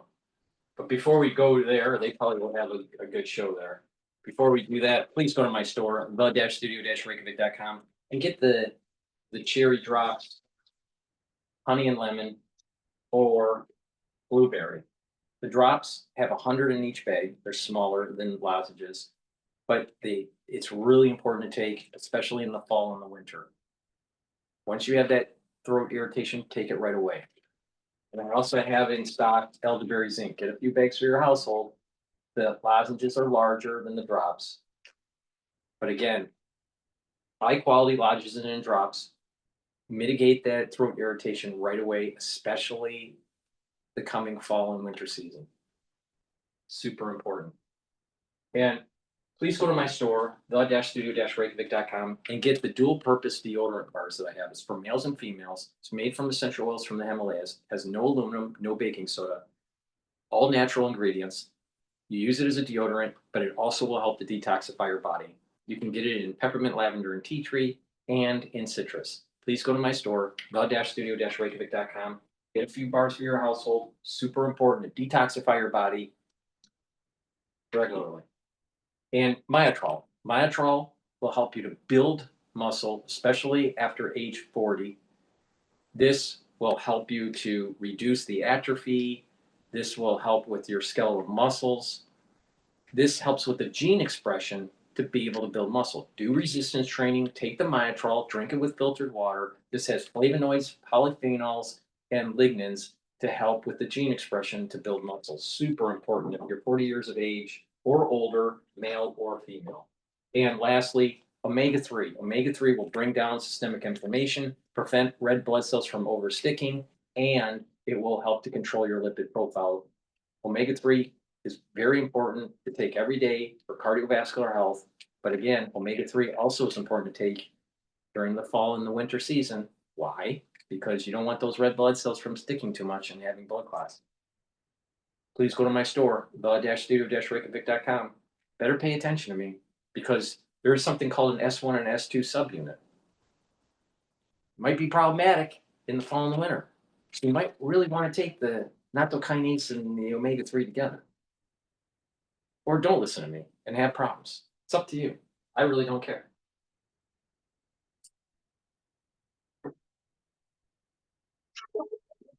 Everyone has something to protect. I should have done this a long time ago. Bradley Flam is her freedom. And with guaranteed retirement income from Prudential. What do you mean when you say America won't stay together? What does that mean? Civil war, question mark. Is that what you were talking about?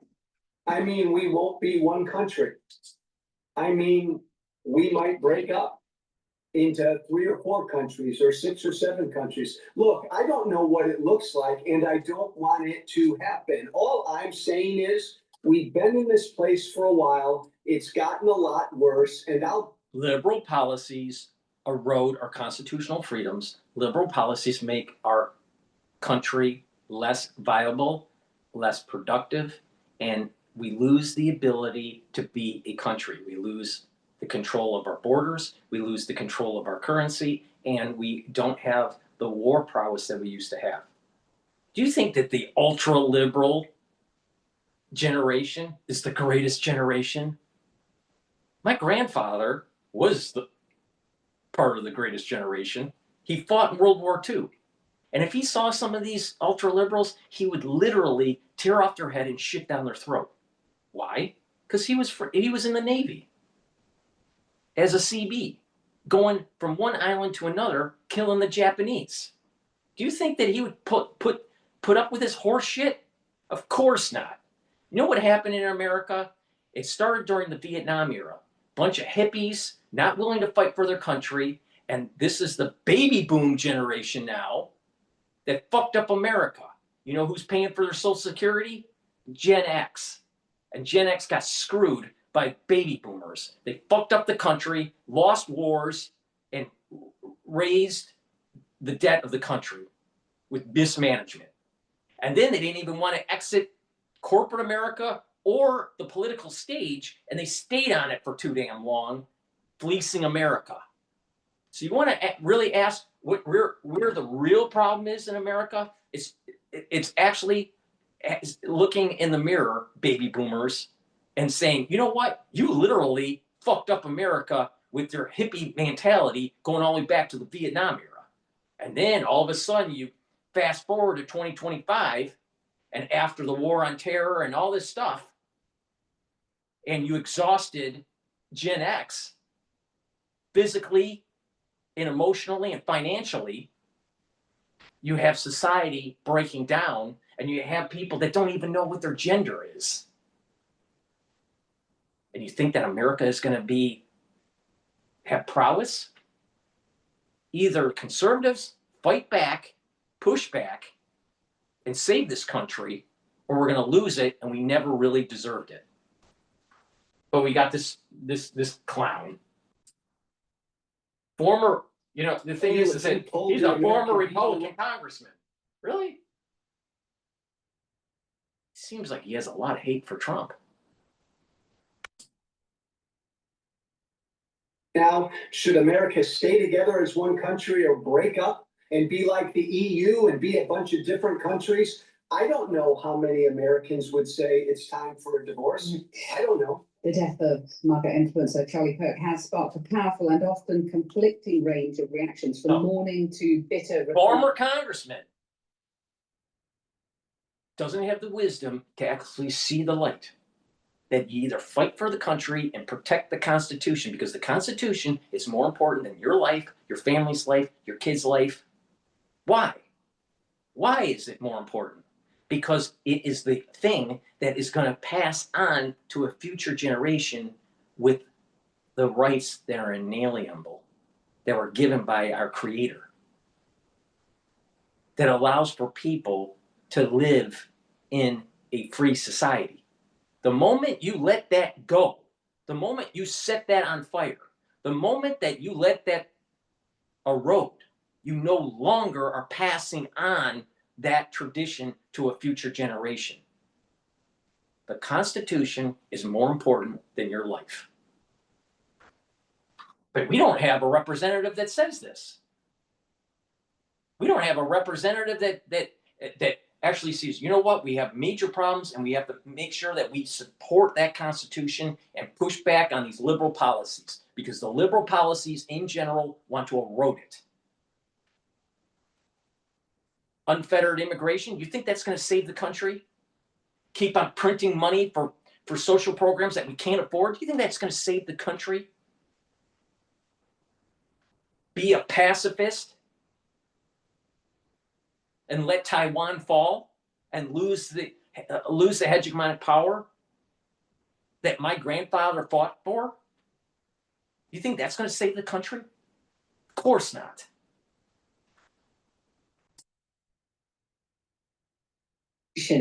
Highlighting the chasm in the fiscal landscape in the US. Well, let's hear now from Joe Walsh, who's a former Republican congressman who's recently switched to the Democrats.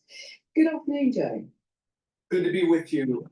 Well, thanks very much for joining us. It's obviously a very febrile time in America at the moment, and we heard in that clip just there from the governor, that the suspected killer's feelings that Kirk was spreading hate. Let's just start with that point then. How divisive was Kirk, and how divided is the nation of America?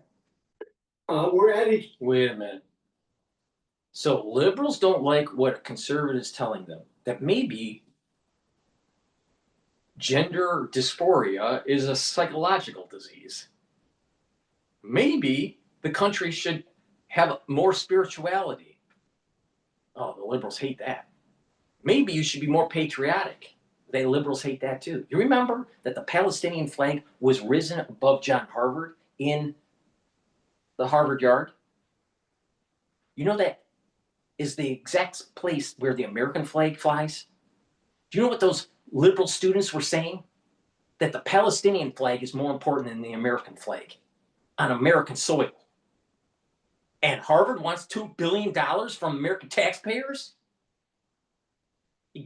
That infuriates me more than anything. It's unacceptable. And then you had you had the administration and you had the faculty that allowed it to happen. And then you have someone like Charlie Kirk saying it's really important to have family creation. Oh, liberals hate that too. What do you tell you? It's my body, my choice. Except during COVID. My body, my choice.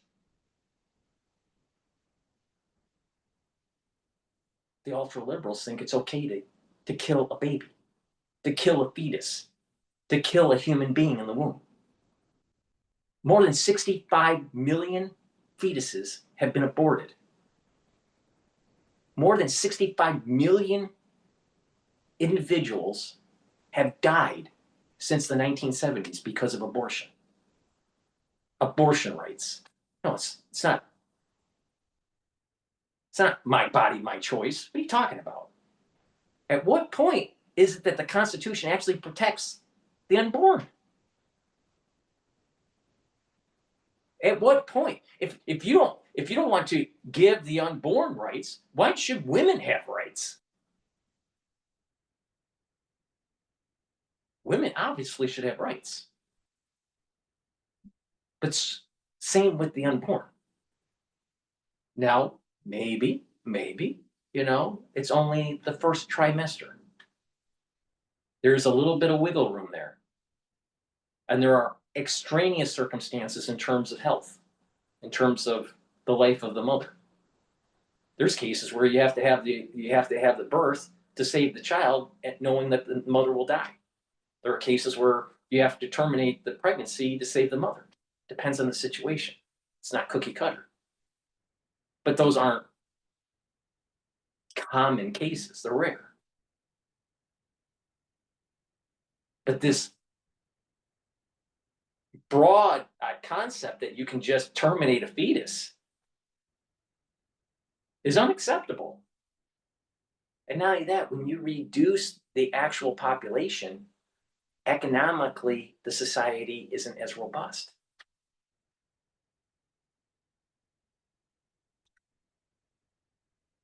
There's nothing about liberals that actually makes the society better.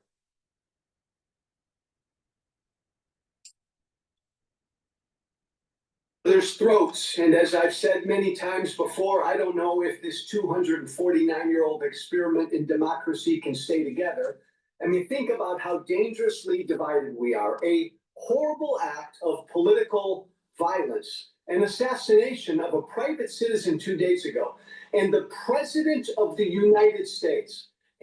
And I know it's dangerous because he's See, Republican, former congressman, demonizing Trump. See, this is a never Trumper. This is a never Trumper. This is a rhino. Incapable of uniting anything. But Donald Trump, right? Instead of bringing the country together, instead of saying everybody stop, everybody stand down, political violence is never acceptable, no matter where it comes from. Stop this. No. He's getting it wrong.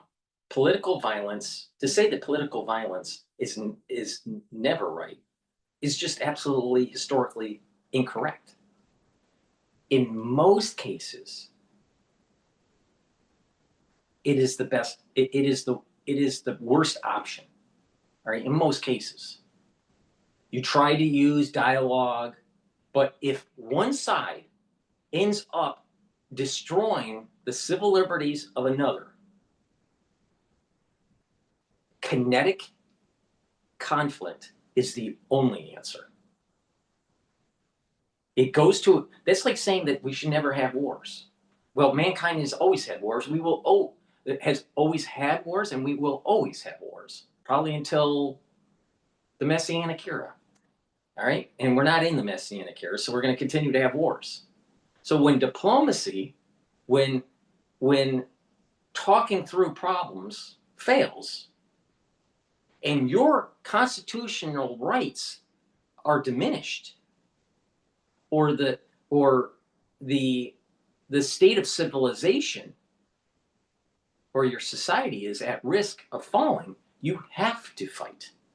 You have to fight. So this concept that political kinetic conflict is never right is wrong-headed. That's wrong-headed. Now, does that mean that what happened with Charlie Kirk at this juncture was justified? Absolutely not. Absolutely not. It wasn't justified. But there's going to be a point in time when the liberals don't back off, and there will be a continuation of people being silenced because of their political persuasion or their expression of their freedoms. And when that does happen, there's going to need to be conflict. There's going to be a civil war in the United States. It's coming. And it should. Because are we going to protect the Constitution or not? Are we going to allow ultra-liberals to erode the Constitution? Because the ultra-liberals want to rewrite the Constitution. The ultra-liberals want to rewrite the idea of gender. The ultra-liberals want to destroy family unit. The ultra liberals want to get rid of God in the country. The ultra liberals want to get rid of the idea of patriotism. Now, if you get rid of those pillars, do you really have a society? If you don't have a society, then how can you justify that all political violence is wrong? Really? That's like going to George Washington and saying, you know what, that Stamp Act is okay. You have to be subjugated by the king. You can't have you can't have a revolution. Don't do it. Don't cross the Delaware and kill the Germans on Christmas Eve. That's that same mentality. Sometimes war has to happen because you have exhausted all other options. Now, are we there yet? No. But will we get there? Most likely. Dumbass. Instead of saying that, Donald Trump gets in front of cameras, like he did again this morning, and attacks half the country and attacks the left. So we're a nation at each other's throats. We're going to have to hang on for the next 3 days. Well, hey, let's use some logic here. Let's use relativism. Let's use the philosophy of relativism. Oh, it's okay to demonize the family. It's okay to not have children. It's okay to abort the fetuses. It's okay to raise the Palestinian flag over John Harvard. No, it's okay. No, it's not okay. It's not okay. And because it's not okay, you have to push back. So, in the context of relativism, the liberals are saying, well, if this is the way I see it, then it's just as justifiable and equally right than the perspective from the perspective of a conservative. But when you have two sides that actually erode if you have two sides and one of them is eroding the Constitution, then the other side must protect the Constitution. Because again, what is the premise here? Your life isn't as important as the Constitution. This is a very important concept. Your life is not as important as the Constitution. It is important to protect it. So, if you have a president that says, well, wait a minute here, society is spinning out of control, and you have a liberal society, ultra-liberal society causing it. Now, there is an ultra-right movement in the United States, but that is not as big as the left movement or the ultra-left movement. Which one is the cancer? The cancer is the extremists, the ultra-right and the ultra-left.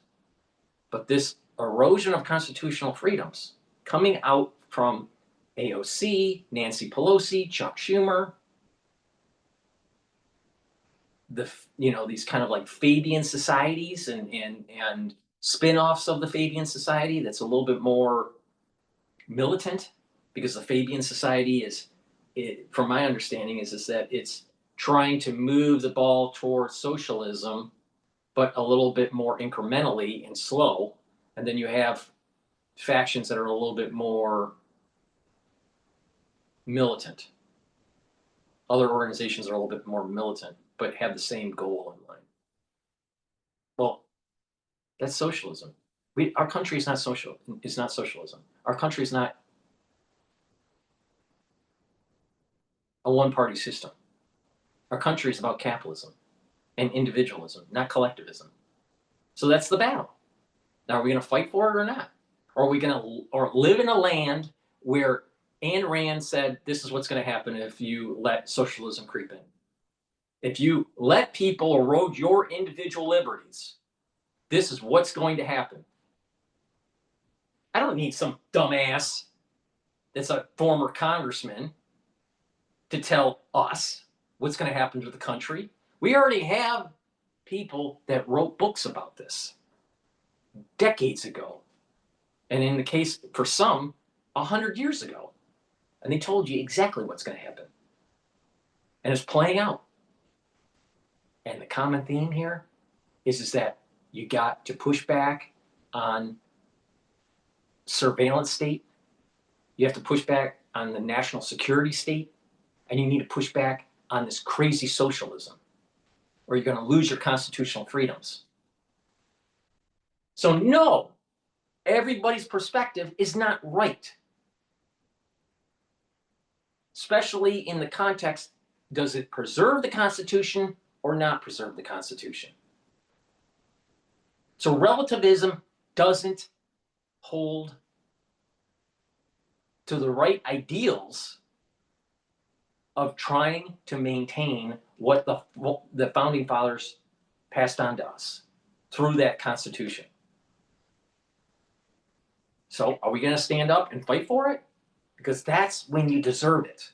When you fight for it in the square of rhetoric, and if it happens to come to kinetic means, that's what you have to do.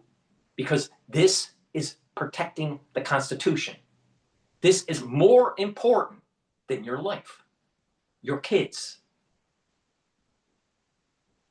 Because it will pass on for another 250 years. And that will be our legacy. Instead of having a bunch of fucking baby boomers that have literally eroded the foundation of Americana because of their self-centeredness.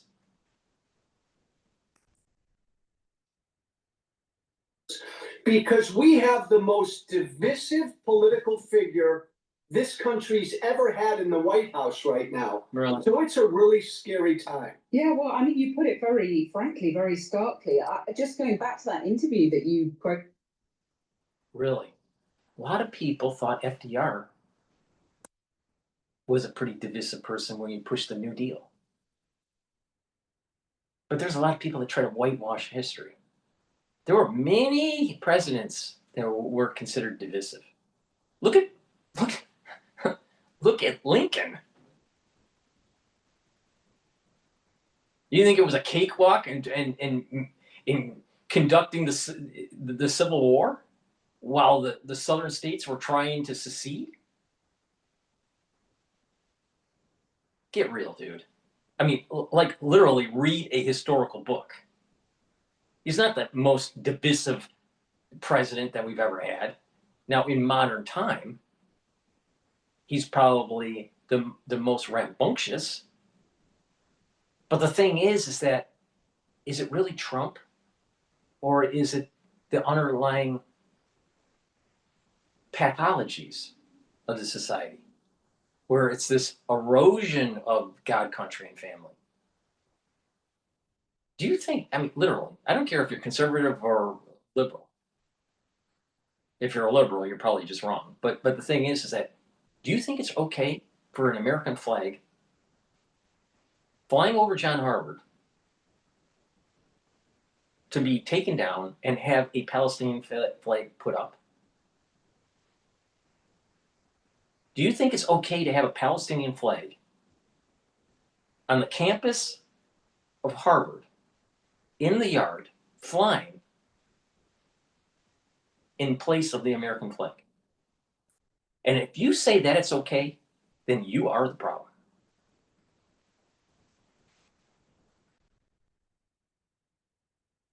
It's Donald Trump. He was asked how could we fix the country and come back together. And he said that he basically then, as you went on to say, blamed what he called the radical left. So yeah, exactly. He's blamed half the country. So is there anyone around at the moment who you see doing that work? Maybe half the country is wrong. Maybe the liberals are wrong. See?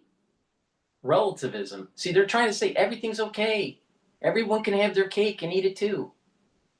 Everything's okay. You want to be a donkey, you can be a donkey. If you want to, if you have gender dysphoria, and it's okay too. No, there are some norms that should be abided by. To have a civil society, to have a productive society, to have a safe society. Relativism failed. Failed. So what's wrong with the president actually calling it off the way it is? Because what's happening is we're going to be moving into the midterm elections, and the Democrats are going to ramp this up. I would not be surprised if some sort of BLM movement starts, or some sort of Occupy movement starts.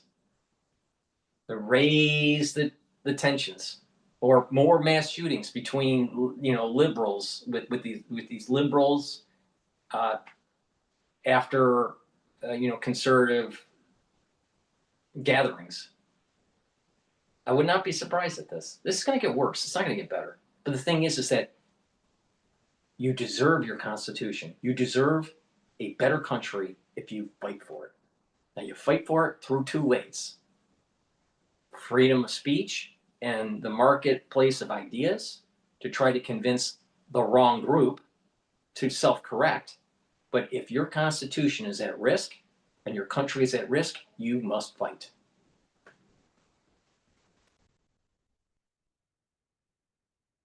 So here we sit, right? It's like, and you aptly put it, so it's like our house is on fire, and what does the president do? He pours a bunch of gasoline on the fire. So forget about him. He's the enemy right now. My hope would be that other political figures and media figures so would Trump come is together. the enemy? Trump is the enemy? But the liberals want to abort your fetuses. But Trump's the enemy. The liberals want to demonize God. But Trump's your enemy. The liberals want to take a knee and be apologetic and not be patriotic. But Trump's the enemy. Really.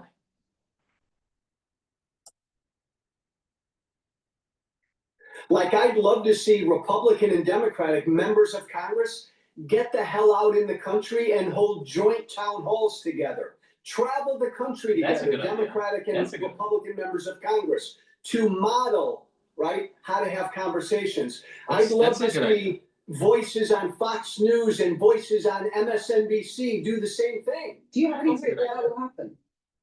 Hell no. I mean, that's very depressing. Exactly. We're past the Rubicon. This is moving towards war. Now, the only way this is going to snap back is us galvanizing war against China. But the society has gone too far with liberalism.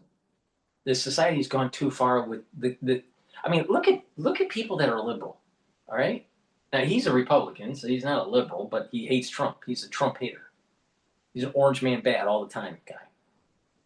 But you look at these liberals with the bones in their nose and the piercings and the tattoos and the blue hair, and they're just ugly. Just ugly. You can see that their ideology is just ugly. Not just metaphorically, but literally. You can see that their soul is ugly. And it exudes into the exterior.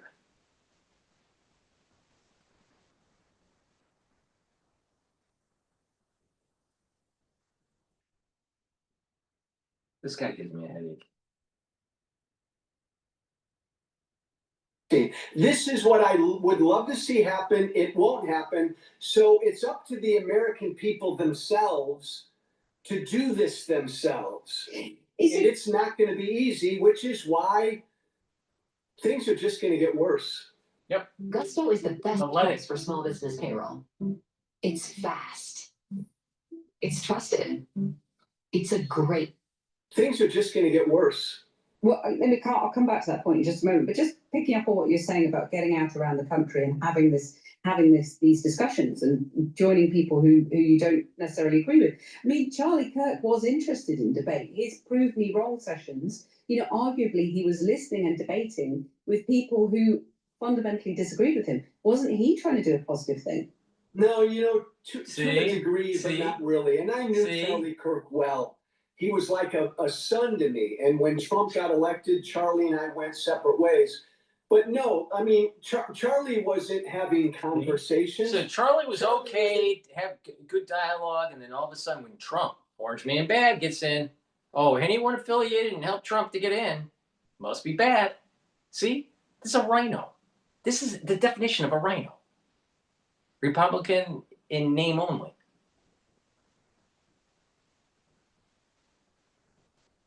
I'm telling you, got to push back on liberals. Got to push back on this idea of it's okay to abort fetuses. You got to push back on the idea that that demonizing the country and not being patriotic to the flag.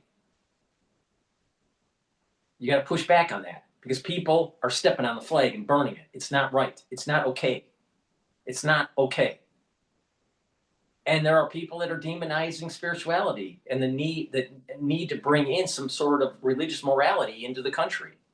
I mean, this whole idea of a Protestant worth ethic is the foundation of America. Unfortunately, there's too many people that are just so focused on just Christianity.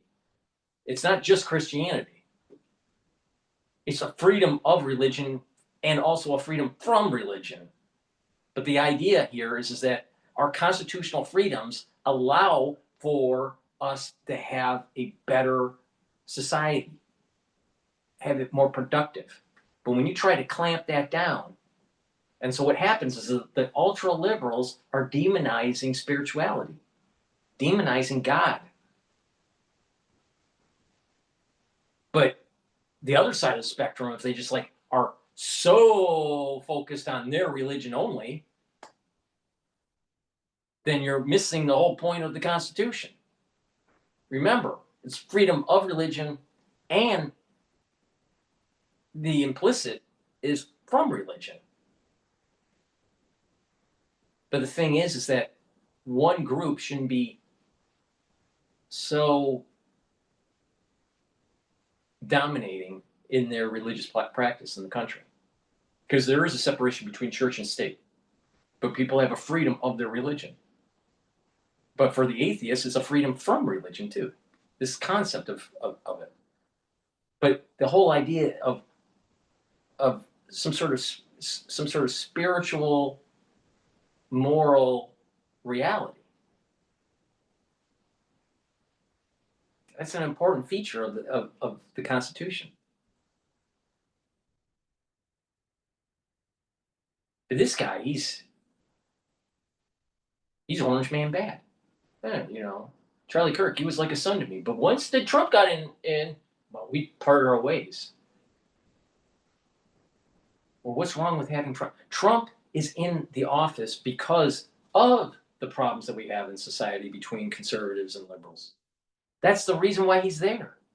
If there wasn't so much strife between the two, Trump wouldn't be in the office.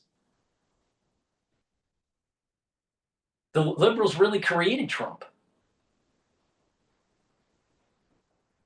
People need to push back. It's not okay. It's not okay to during the Pride movement month, sexualize these kids at such a young age and try to promote this gender dysphoria. Do you think it's okay to have these drag queens having story time in these elementary schools? Absolutely not. The school system is teaching your kids nothing now. The kids that are coming out of these public schools, they're retarded. They're literally retarded.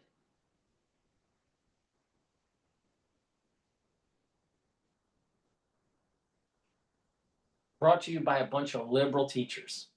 Blue-haired liberal teachers.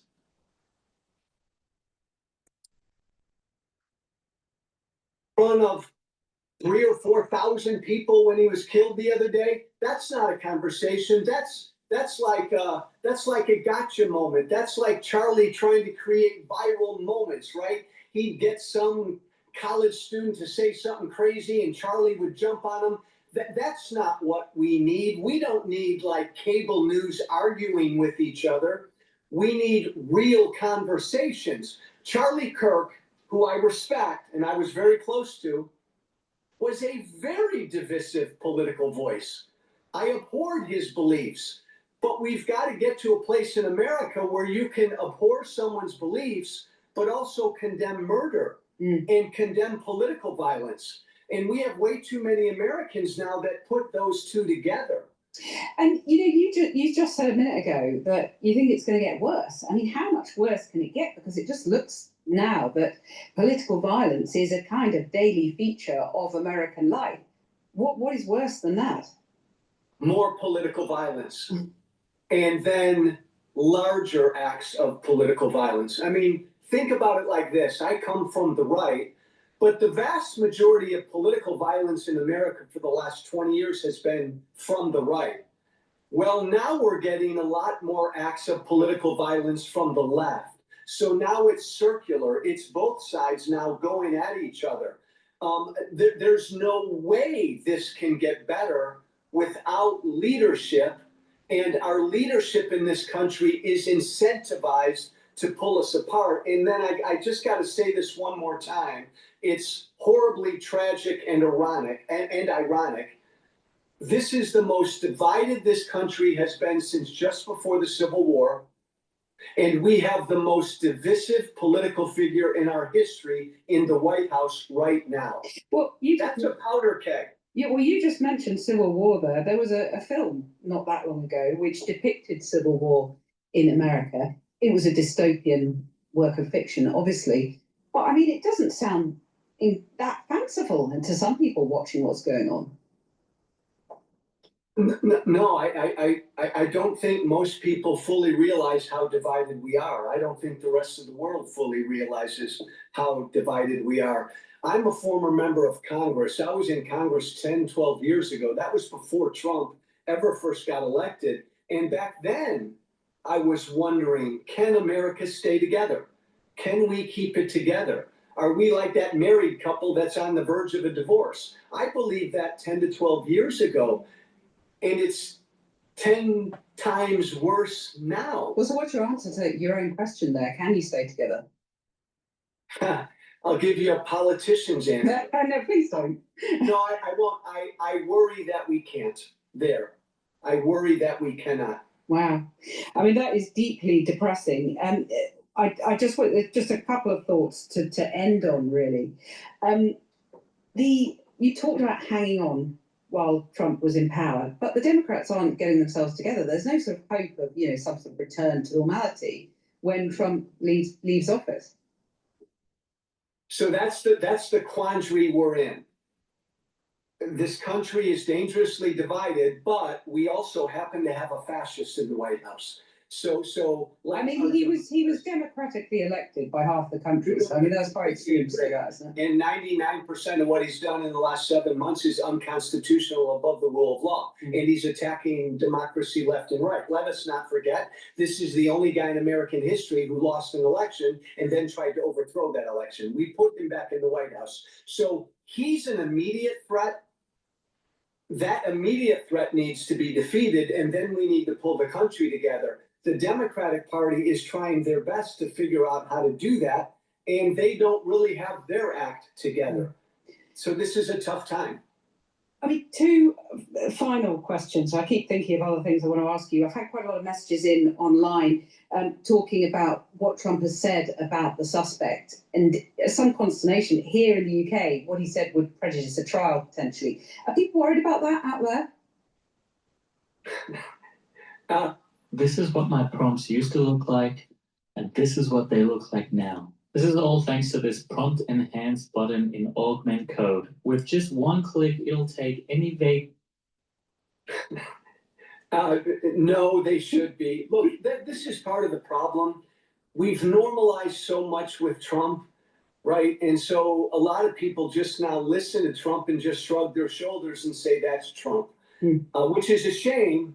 But that's why a lot of people really don't believe anything he says anyways. Can we believe what he says? Because he said that 99% of the things that Trump does is against the Constitution. That's totally false. Because a lot of the things that he does goes to the Supreme Court. They either knock it down or they upheld it. If they knock it down, then he stops. That's how the system works. It's not unconstitutional. He's obeying the law. Come on, 99%, really? get real. Please go to my store, the-studio-reykjavik.com, and get the collagen. Collagen will help with your skin, your hair, your nails, your musculature, your bone density, and your joint health. Take it every day. Drink it with filtered water, or take it with a soft foods smoothie, or even milk. But take it every day. Resveratrol will soak up free radicals, help with the health of your mitochondria, and help with youthful gene expression. It'll get rid of cells that need to go into apoptosis because they are in senescence. So resveratrol is great for youthful gene expression. Vitamin B complex, super important if you're 40 years of age or older, to protect your neurons, to rev up your metabolism, and increase your energy levels. And take zeolite. Zeolite will get rid of heavy metals, toxins, and chemicals. Take it every day. Take 3 small drops underneath your tongue. Drink the filtered water. And what this will do is it will bind to the toxins and allow you to urinate them out within 6 to 8 hours. So please go to my store, the-studio-reykjavik.com, and get the zeolite. Yeah. I'm getting a lot of messages in response to your interview. One other thing, I mean, someone talking about big tech and misinformation. Aren't you letting some off the hook? You're putting the blame on Trump here for dividing the nation. But, you know, big tech, there's a lot of misinformation that came out in the last few days. The Russian bots, Chinese bots. Aren't we letting them off the hook? And the divisive nature of social media, isn't that a big part of the problem here? Completely, and I'm glad somebody asked about that, and I'm always careful in what I say. Really? Donald Trump Really? did not create this divide. Remember, I was talking Really, about really, this before. really, he's really careful about what he has to say.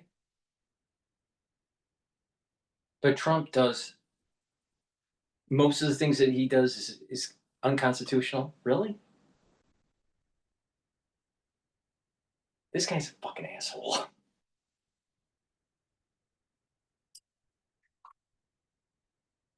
Got elected. Donald Trump didn't create how broken and divided we are. He's the ugly product of it, and he's making it a lot worse. But you're right, and big tech and billionaires, right, with their social media and tech companies have these all that pull us apart as well.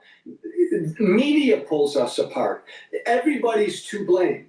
I agree. Well, on that note, I want to put another message to you from a listener, Paul, who says, your last guest, you, accused Trump of fanning the flames, and yet he calls him an enemy and a fascist. How does this calm things? How does this help? Aren't you guilty of the same divisive rhetoric? No, anybody who would tear this country apart is this country's enemy. Anybody who would lose an election and not accept the result is this country's enemy. Absolutely. And again, but that's a really good point he brought up. And I fall victim to this. Donald Trump is so bad that when you call him out, it sounds like you're really extreme. But we can't normalize what he is. Right. You've explained that point. Just final question from one of our listeners then. I mean, we discussed this, but maybe I didn't quite pin you down enough. Tansy says, what do you mean when you say America won't stay together? What does that mean? Civil war, question mark. Is that what you were talking about? I mean, we won't be one country. I mean, we might break up into 3 or 4 countries or 6 or 7 countries. Look, I don't know what it looks like, and I don't want it to happen. All I'm saying is we've been in this place for a while. It's gotten a lot worse, and I'll bet you if you polled the American people right now, should America stay together as one country or break up and be like the EU and be a bunch of different countries? I don't know how many Americans would say it's time for a divorce. I don't know. Well, these are huge questions. Thank you so much for sharing those thoughts with us, Joe Walsh. Great to have you on. Former Republican congressman there who's recently switched to the Democrats. All righty.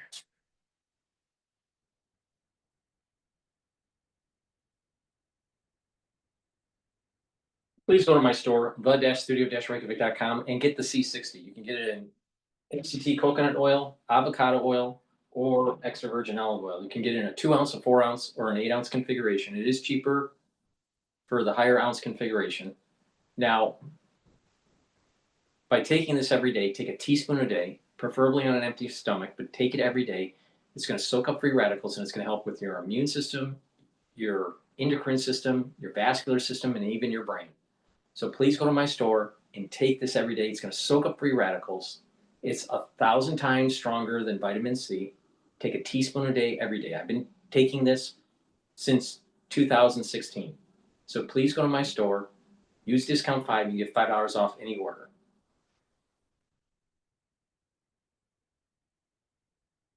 Civil War's coming.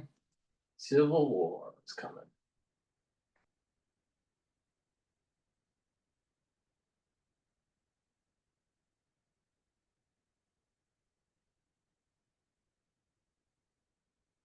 All right, let's listen. World test Trump with 2 international incidences. Let's listen to CNN here.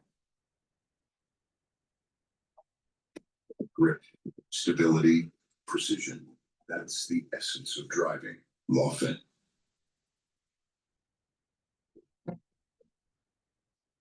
You live in a now, baby. At University of Phoenix, you. As Democrats deal with political violence here at home, the world is right now testing Donald Trump. The first international incident, Israel has infuriated a region by striking Hamas targets inside of Qatar, the site of peace talks. Now, the president is distancing himself and the United States from that strike, and the White House is said to be frustrated by Israel's actions. Second, Russia flying drones into Poland, forcing NATO jets to scramble and to shoot them down. Now, NATO says that it's the first time that forces confronted a threat in their airspace, raising fears of the Ukraine war expanding. But despite the serious moment of all of this, the president is shrugging it off. What's your reaction to drone incursion into Poland? Could have been a mistake. Could have been a mistake, but regardless, I'm not happy about anything having to do with that whole situation. Now, President Trump says it could have been a mistake. Poland's Prime Minister Donald Tusk said pretty pointedly in an ex post, we would also wish that the drone attack in Poland was a mistake, but it wasn't, and we know it.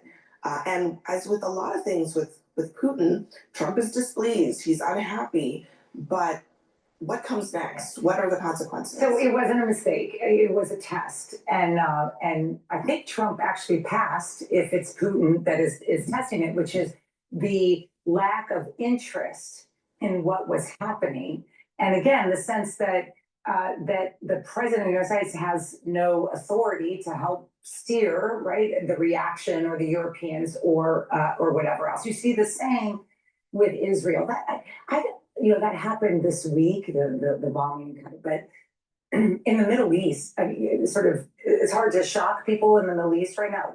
That was shocking, right? You're doing negotiations for a peace deal in Israel and Gaza, and in the middle of it, you basically bomb. This is Israel, the headquarters, and so I mean, look, Donald Trump has emotions, not strategy. He said "I" 4 times in your 27-second clip. He never says the United States.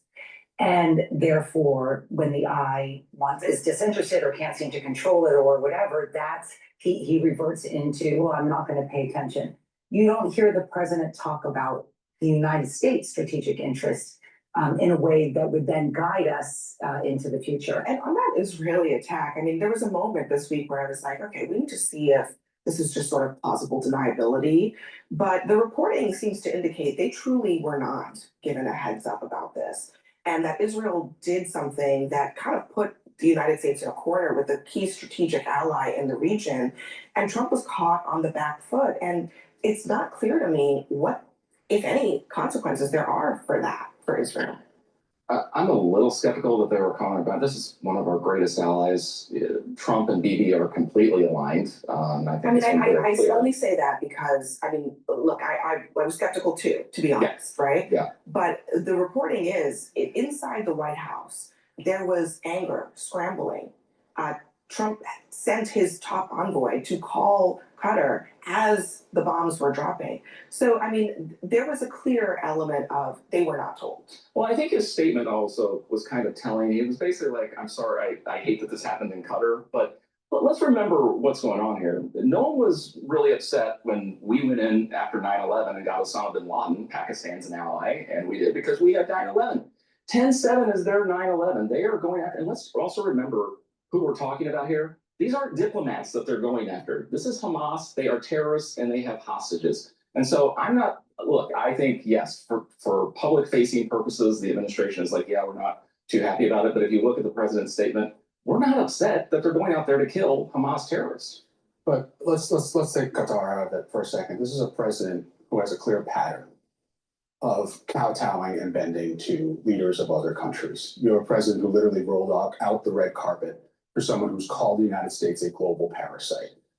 You have a president who has agreed with Netanyahu on a proposal to relocate an entire group of people out of where they are living in a place where there are more child amputees per capita than any other place in the world. So I don't know where people should look to see the president winning with any of these leaders. And that should concern all of us because America first should be the policy of this country. And especially when you look at how he's proceeding with Putin in Ukraine, I don't see a lot of evidence of it. The administration talks about its realism. And, you know, historically, there are reasons to work with dictators at times. We actually had to defend Stalin during World War II. It was a good thing that Richard Nixon went to China. Mao was a mass murderer, terrible person. But it changed the nature of the political system, the international political system, in a way that helped American interests. My question is this: how is it in American interests that we enable Putin in Europe, that we make it easier for him to alter the politics of neighboring countries like Moldova and Georgia, and that we basically sacrifice Ukraine? How is that in our interest? And I'll go even further than that. Leave aside the moral issue of who started that war. Our most important trading partners are in Europe, and they're in Canada, and they're in Mexico. How is it in our economic interests that we should be undermining a cause they all believe in? How is that America first? If the president could explain how this will lead to a stronger America, I'm not sure I'd agree with him, but I want to hear it. This is for RV owners who want to watch TV on the go. I found this TV antenna that lets you watch cable TV without any subscription fees. Not only is it sleek and portable, but it works anywhere you go. So simple to use. Just plug it into any TV and you instantly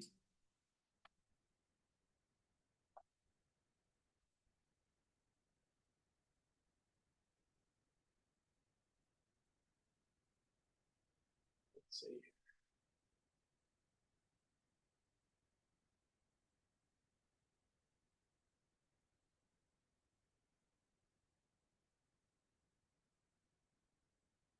All right, let's listen into Fox News with the justice. In June, ruling on one of those cases, Trump v. Casa on birthright citizenship, he wrote this: federal courts do not exercise general oversight of the executive branch. They resolve cases and controversies consistent with the authority Congress has given them. When a court concludes that the executive branch has acted unlawfully, the answer is not for the court to exceed its power to. Some of your colleagues, including Justice Ketanji Brown Jackson, said that reasoning was a, quote, existential threat to the rule of law. I mean, that obviously got a lot of attention, that whole back and forth. And your response to her? Yes, let's see. I do want to clarify that I was writing for the court. I always feel funny about saying, yeah, I was representing the court, so it wasn't just my own opinion. But I was the drafter of the opinion. And I think that Justice Jackson and I just had different views of the judicial power. Mine narrower, or the court's rather, narrower than the one that Justice Jackson presented. I hasten to add that Justice Jackson and I get along just fine. Justice Scalia used to say, I attack ideas, not people, and that's my motto too. So we were sparring about ideas. It was not personal. But I do believe that. I think the judiciary needs to stay in its lane. And she wrote a solo. Correct. Yeah, and you responded in an interesting way. They got a lot of attention. You clerked for the late Justice Antonin Scalia, who was known also to have a pretty sharp pen at times. When it comes to your point of view and style, How do you see comparing or contrasting to Justice Scalia? It's hard for anybody to compare their writing style to his because he was such a fantastic writer. So I'm sure, my writing does not hold a candle to Justice Scalia's writing. In terms of the heat, he was Italian, so I think he had naturally brought a little bit more heat to the pen. So I calibrate mine to the situation, and in that particular opinion, I was writing, in a little bit more of a forceful or, shall we say, spicy way than maybe I sometimes do. But as far as your point of I think the pursuit of excellence in working life means to me, and on maintaining a sense of momentum in my life and career by continuing to be. Yeah. But as far as your point of view about the Constitution, a constitutionalist, the text, explain that for folks. So and that way you're close to justice. Oh, yeah, of course. In terms of philosophy, I learned from Justice Scalia. And in terms of philosophy, my philosophy tracks is, and that is that the Constitution's text, controls, and the way to understand what the text means is to ask how it was understood by those who ratified it when it became law. And for the folks who say, well, the founders were dealing with completely different problems back then. They were not contemplating what a country could look like decades later. How do you, they want a living, breathing constitution that changes. How do you respond to that? The genius of our Constitution, and I talk about this in the book when I describe originalism and describe our written Constitution, is that it's written at varying levels of generality. So sometimes it's very specific. The president has to be at least 35 years old. But sometimes it's very general. We're protected from unreasonable searches and seizures. We have freedom of speech. And to have freedom of speech doesn't mean that you have freedom only to pass out pamphlets in a town square. I mean, it means that you have freedom to be on broadcast news. Right, and the 22nd Amendment says you can only run for office for 2 terms. True. You think that that's cut and dry? Well, that's what the amendment says, right? After FDR had 4 terms, that's what that amendment says. Not asking how you think about the issue, but scheduling the tariff question. We think that will be in coming weeks? I don't think that has been scheduled yet. But we certainly take into account requests to move things along quickly when it's necessary, but that one has not been scheduled yet, to my knowledge. You might have more current information than I do. Well, I don't know about that. You live inside these walls here. You spend some time in the book discussing the Dobbs decision and that overturned Roe v. Wade and the precedent ending the nationwide constitutional right to abortion, as it's so called. You write the court's role is to respect the choices that the people have agreed upon, not to tell them what they should agree to. Yes. So the court's role, and essentially what the court said in Dobbs, was not that we were taking away a right, but that as properly interpreted, the Constitution did not protect that right. That it's one left, like virtually every question, to the democratic process. That's because the court, in interpreting the Constitution is our fundamental document. It's the super law. It trumps every other law. And it represents our fundamental commitments as a people that we have agreed to. And that's a product of the democratic process. That's not a product of what the court imposes on the democratic process. Do you think that decision is misunderstood broadly? I do. Dobbs did not say that abortion is illegal. Dobbs didn't weigh in on that question. Dobbs said it belongs to the political process. And, it's been thrown to the political process, and the states have been working it out. I mean, in fact, you write, getting ahead of the American people came at a cost. Yes. Justice Ruth Bader Ginsburg, who was herself a supporter of abortion rights, pointed that out. I mean, when the court decided Roe, the country was already moving in a direction of liberalization of abortion laws. But the court then was in the business of making a lot of pretty fine-grained decisions about abortion regulations that Dobbs held belonged to the political process. You see the passion and how did that affect you, all of the fallout from that case in particular?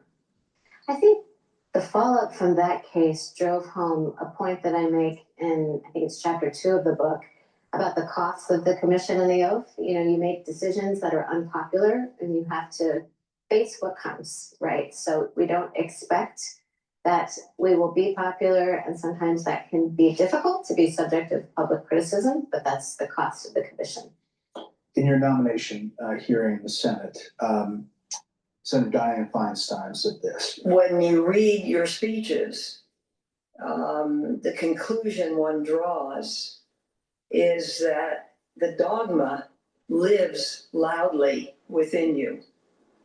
And that's of concern when you come to big issues that large numbers of people have fought for years in this country. It's about your faith. You write about your faith in this book. You say some suggest that people of faith have a particularly difficult time following the law rather than their moral views. I faced that criticism as a Catholic, most sharply when the Senate Judiciary Committee conducted a hearing to consider my nomination to the Seventh Circuit. I'm not sure why. Are you still not sure why?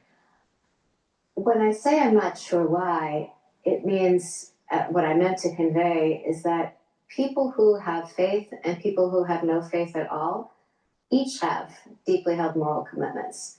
I mean, I'm fortunate to know many people who do not have faith, who have deep, deep commitments to values. And so I say in the book, whether you are pro-choice because you think you're a secular humanist, but you think it is a fundamental moral right of a woman to terminate a pregnancy, or whether you're a person of faith who is pro-choice because you believe the same, or you are a person of faith who is pro-life, everyone, every single judge, every single person has moral commitments. And I just don't think it matters from where those commitments come. They all must be put aside if one is to judge. Your book has great pictures from all different times in your life, and also a picture that says 1,000 words as you write, a snapshot of two justices riding an elephant together in India, captures the relationship between Justice Scalia and Ruth Bader Ginsburg really well. Are those relationships in this court? Yes, I think that those relationships, I think what their relationship showed and what people talked about so much after Justice Ginsburg died most recently, is that they could vehemently disagree about ideas, but be close personally, have warm relations personally. And we work on that in the court, to maintain collegiality and friendship and warmth, despite the fact that we have deep disagreements, deep jurisprudential ones. Are you concerned about security and where the country is going, specifically vis-a-vis the passion that you saw, the attempt we saw on Justice Kavanaugh, the security that you have to deal with day to day? Obviously, you have a large family, 7 children. It's a thing that a lot of public people have to think about. How do you think about it? Violence and the threat of violence should not be the cost of public service. And so I know that the whole judiciary is alert to this. The Chief Justice has spoken about it. And yes, I'm very grateful for the security that we have. And it is something I'm worried about. Public perception of the court, how important is that inside the court to all of you? One reason I wrote the book is I want people to be confident in the integrity of the court, and I want them to understand our decision-making process. The court, however, can't take into account public opinion in making individual decisions, because the whole point of the court, and the point I try to convey in the book, is that you have to follow the law where it leads, even if it leads in a place where the majority of people don't want you to go. And that's because the Constitution trumps regular statutes, regular executive orders, all those things that might be very popular in the current moment. The court has to stand up for the law. So what about that? Do you like doing this?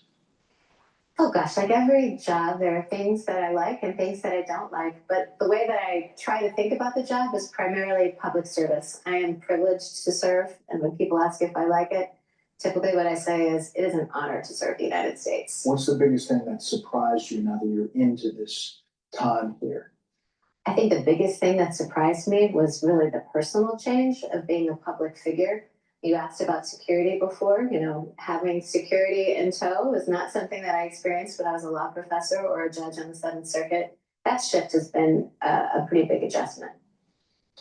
Well, the book is Listening to the Law, and thank you. We enjoyed listening to you. Thank you, Brett. Thank you. Want even more Fox News on YouTube? Become a Fox News Patriot today. Click join to find out how.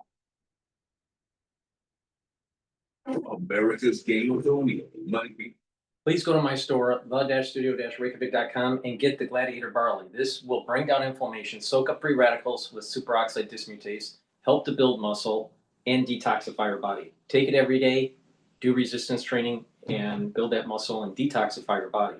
And lastly, Boomer Boost. It has 68 nutrients, has a very comprehensive compound profile that you can read the label on my website. This will target multiple systems. It'll help with your heart and your vascular system, your brain function, musculature, rev up your metabolism, and boost up your energy levels. Take this every day. This will also help to control your A1C levels. Please go to my store, the-studio-reykjavik.com. Take this every day. This is a month's supply. It's a great way to get healthy. Thank you for listening. That's the end of my show. Please go to my store, the-studio-reykjavik.com. Use discount 5. You get $5 off on any order. And if you spend $100 or more, you get a free gift until supplies last. Thank you for listening and have a nice day.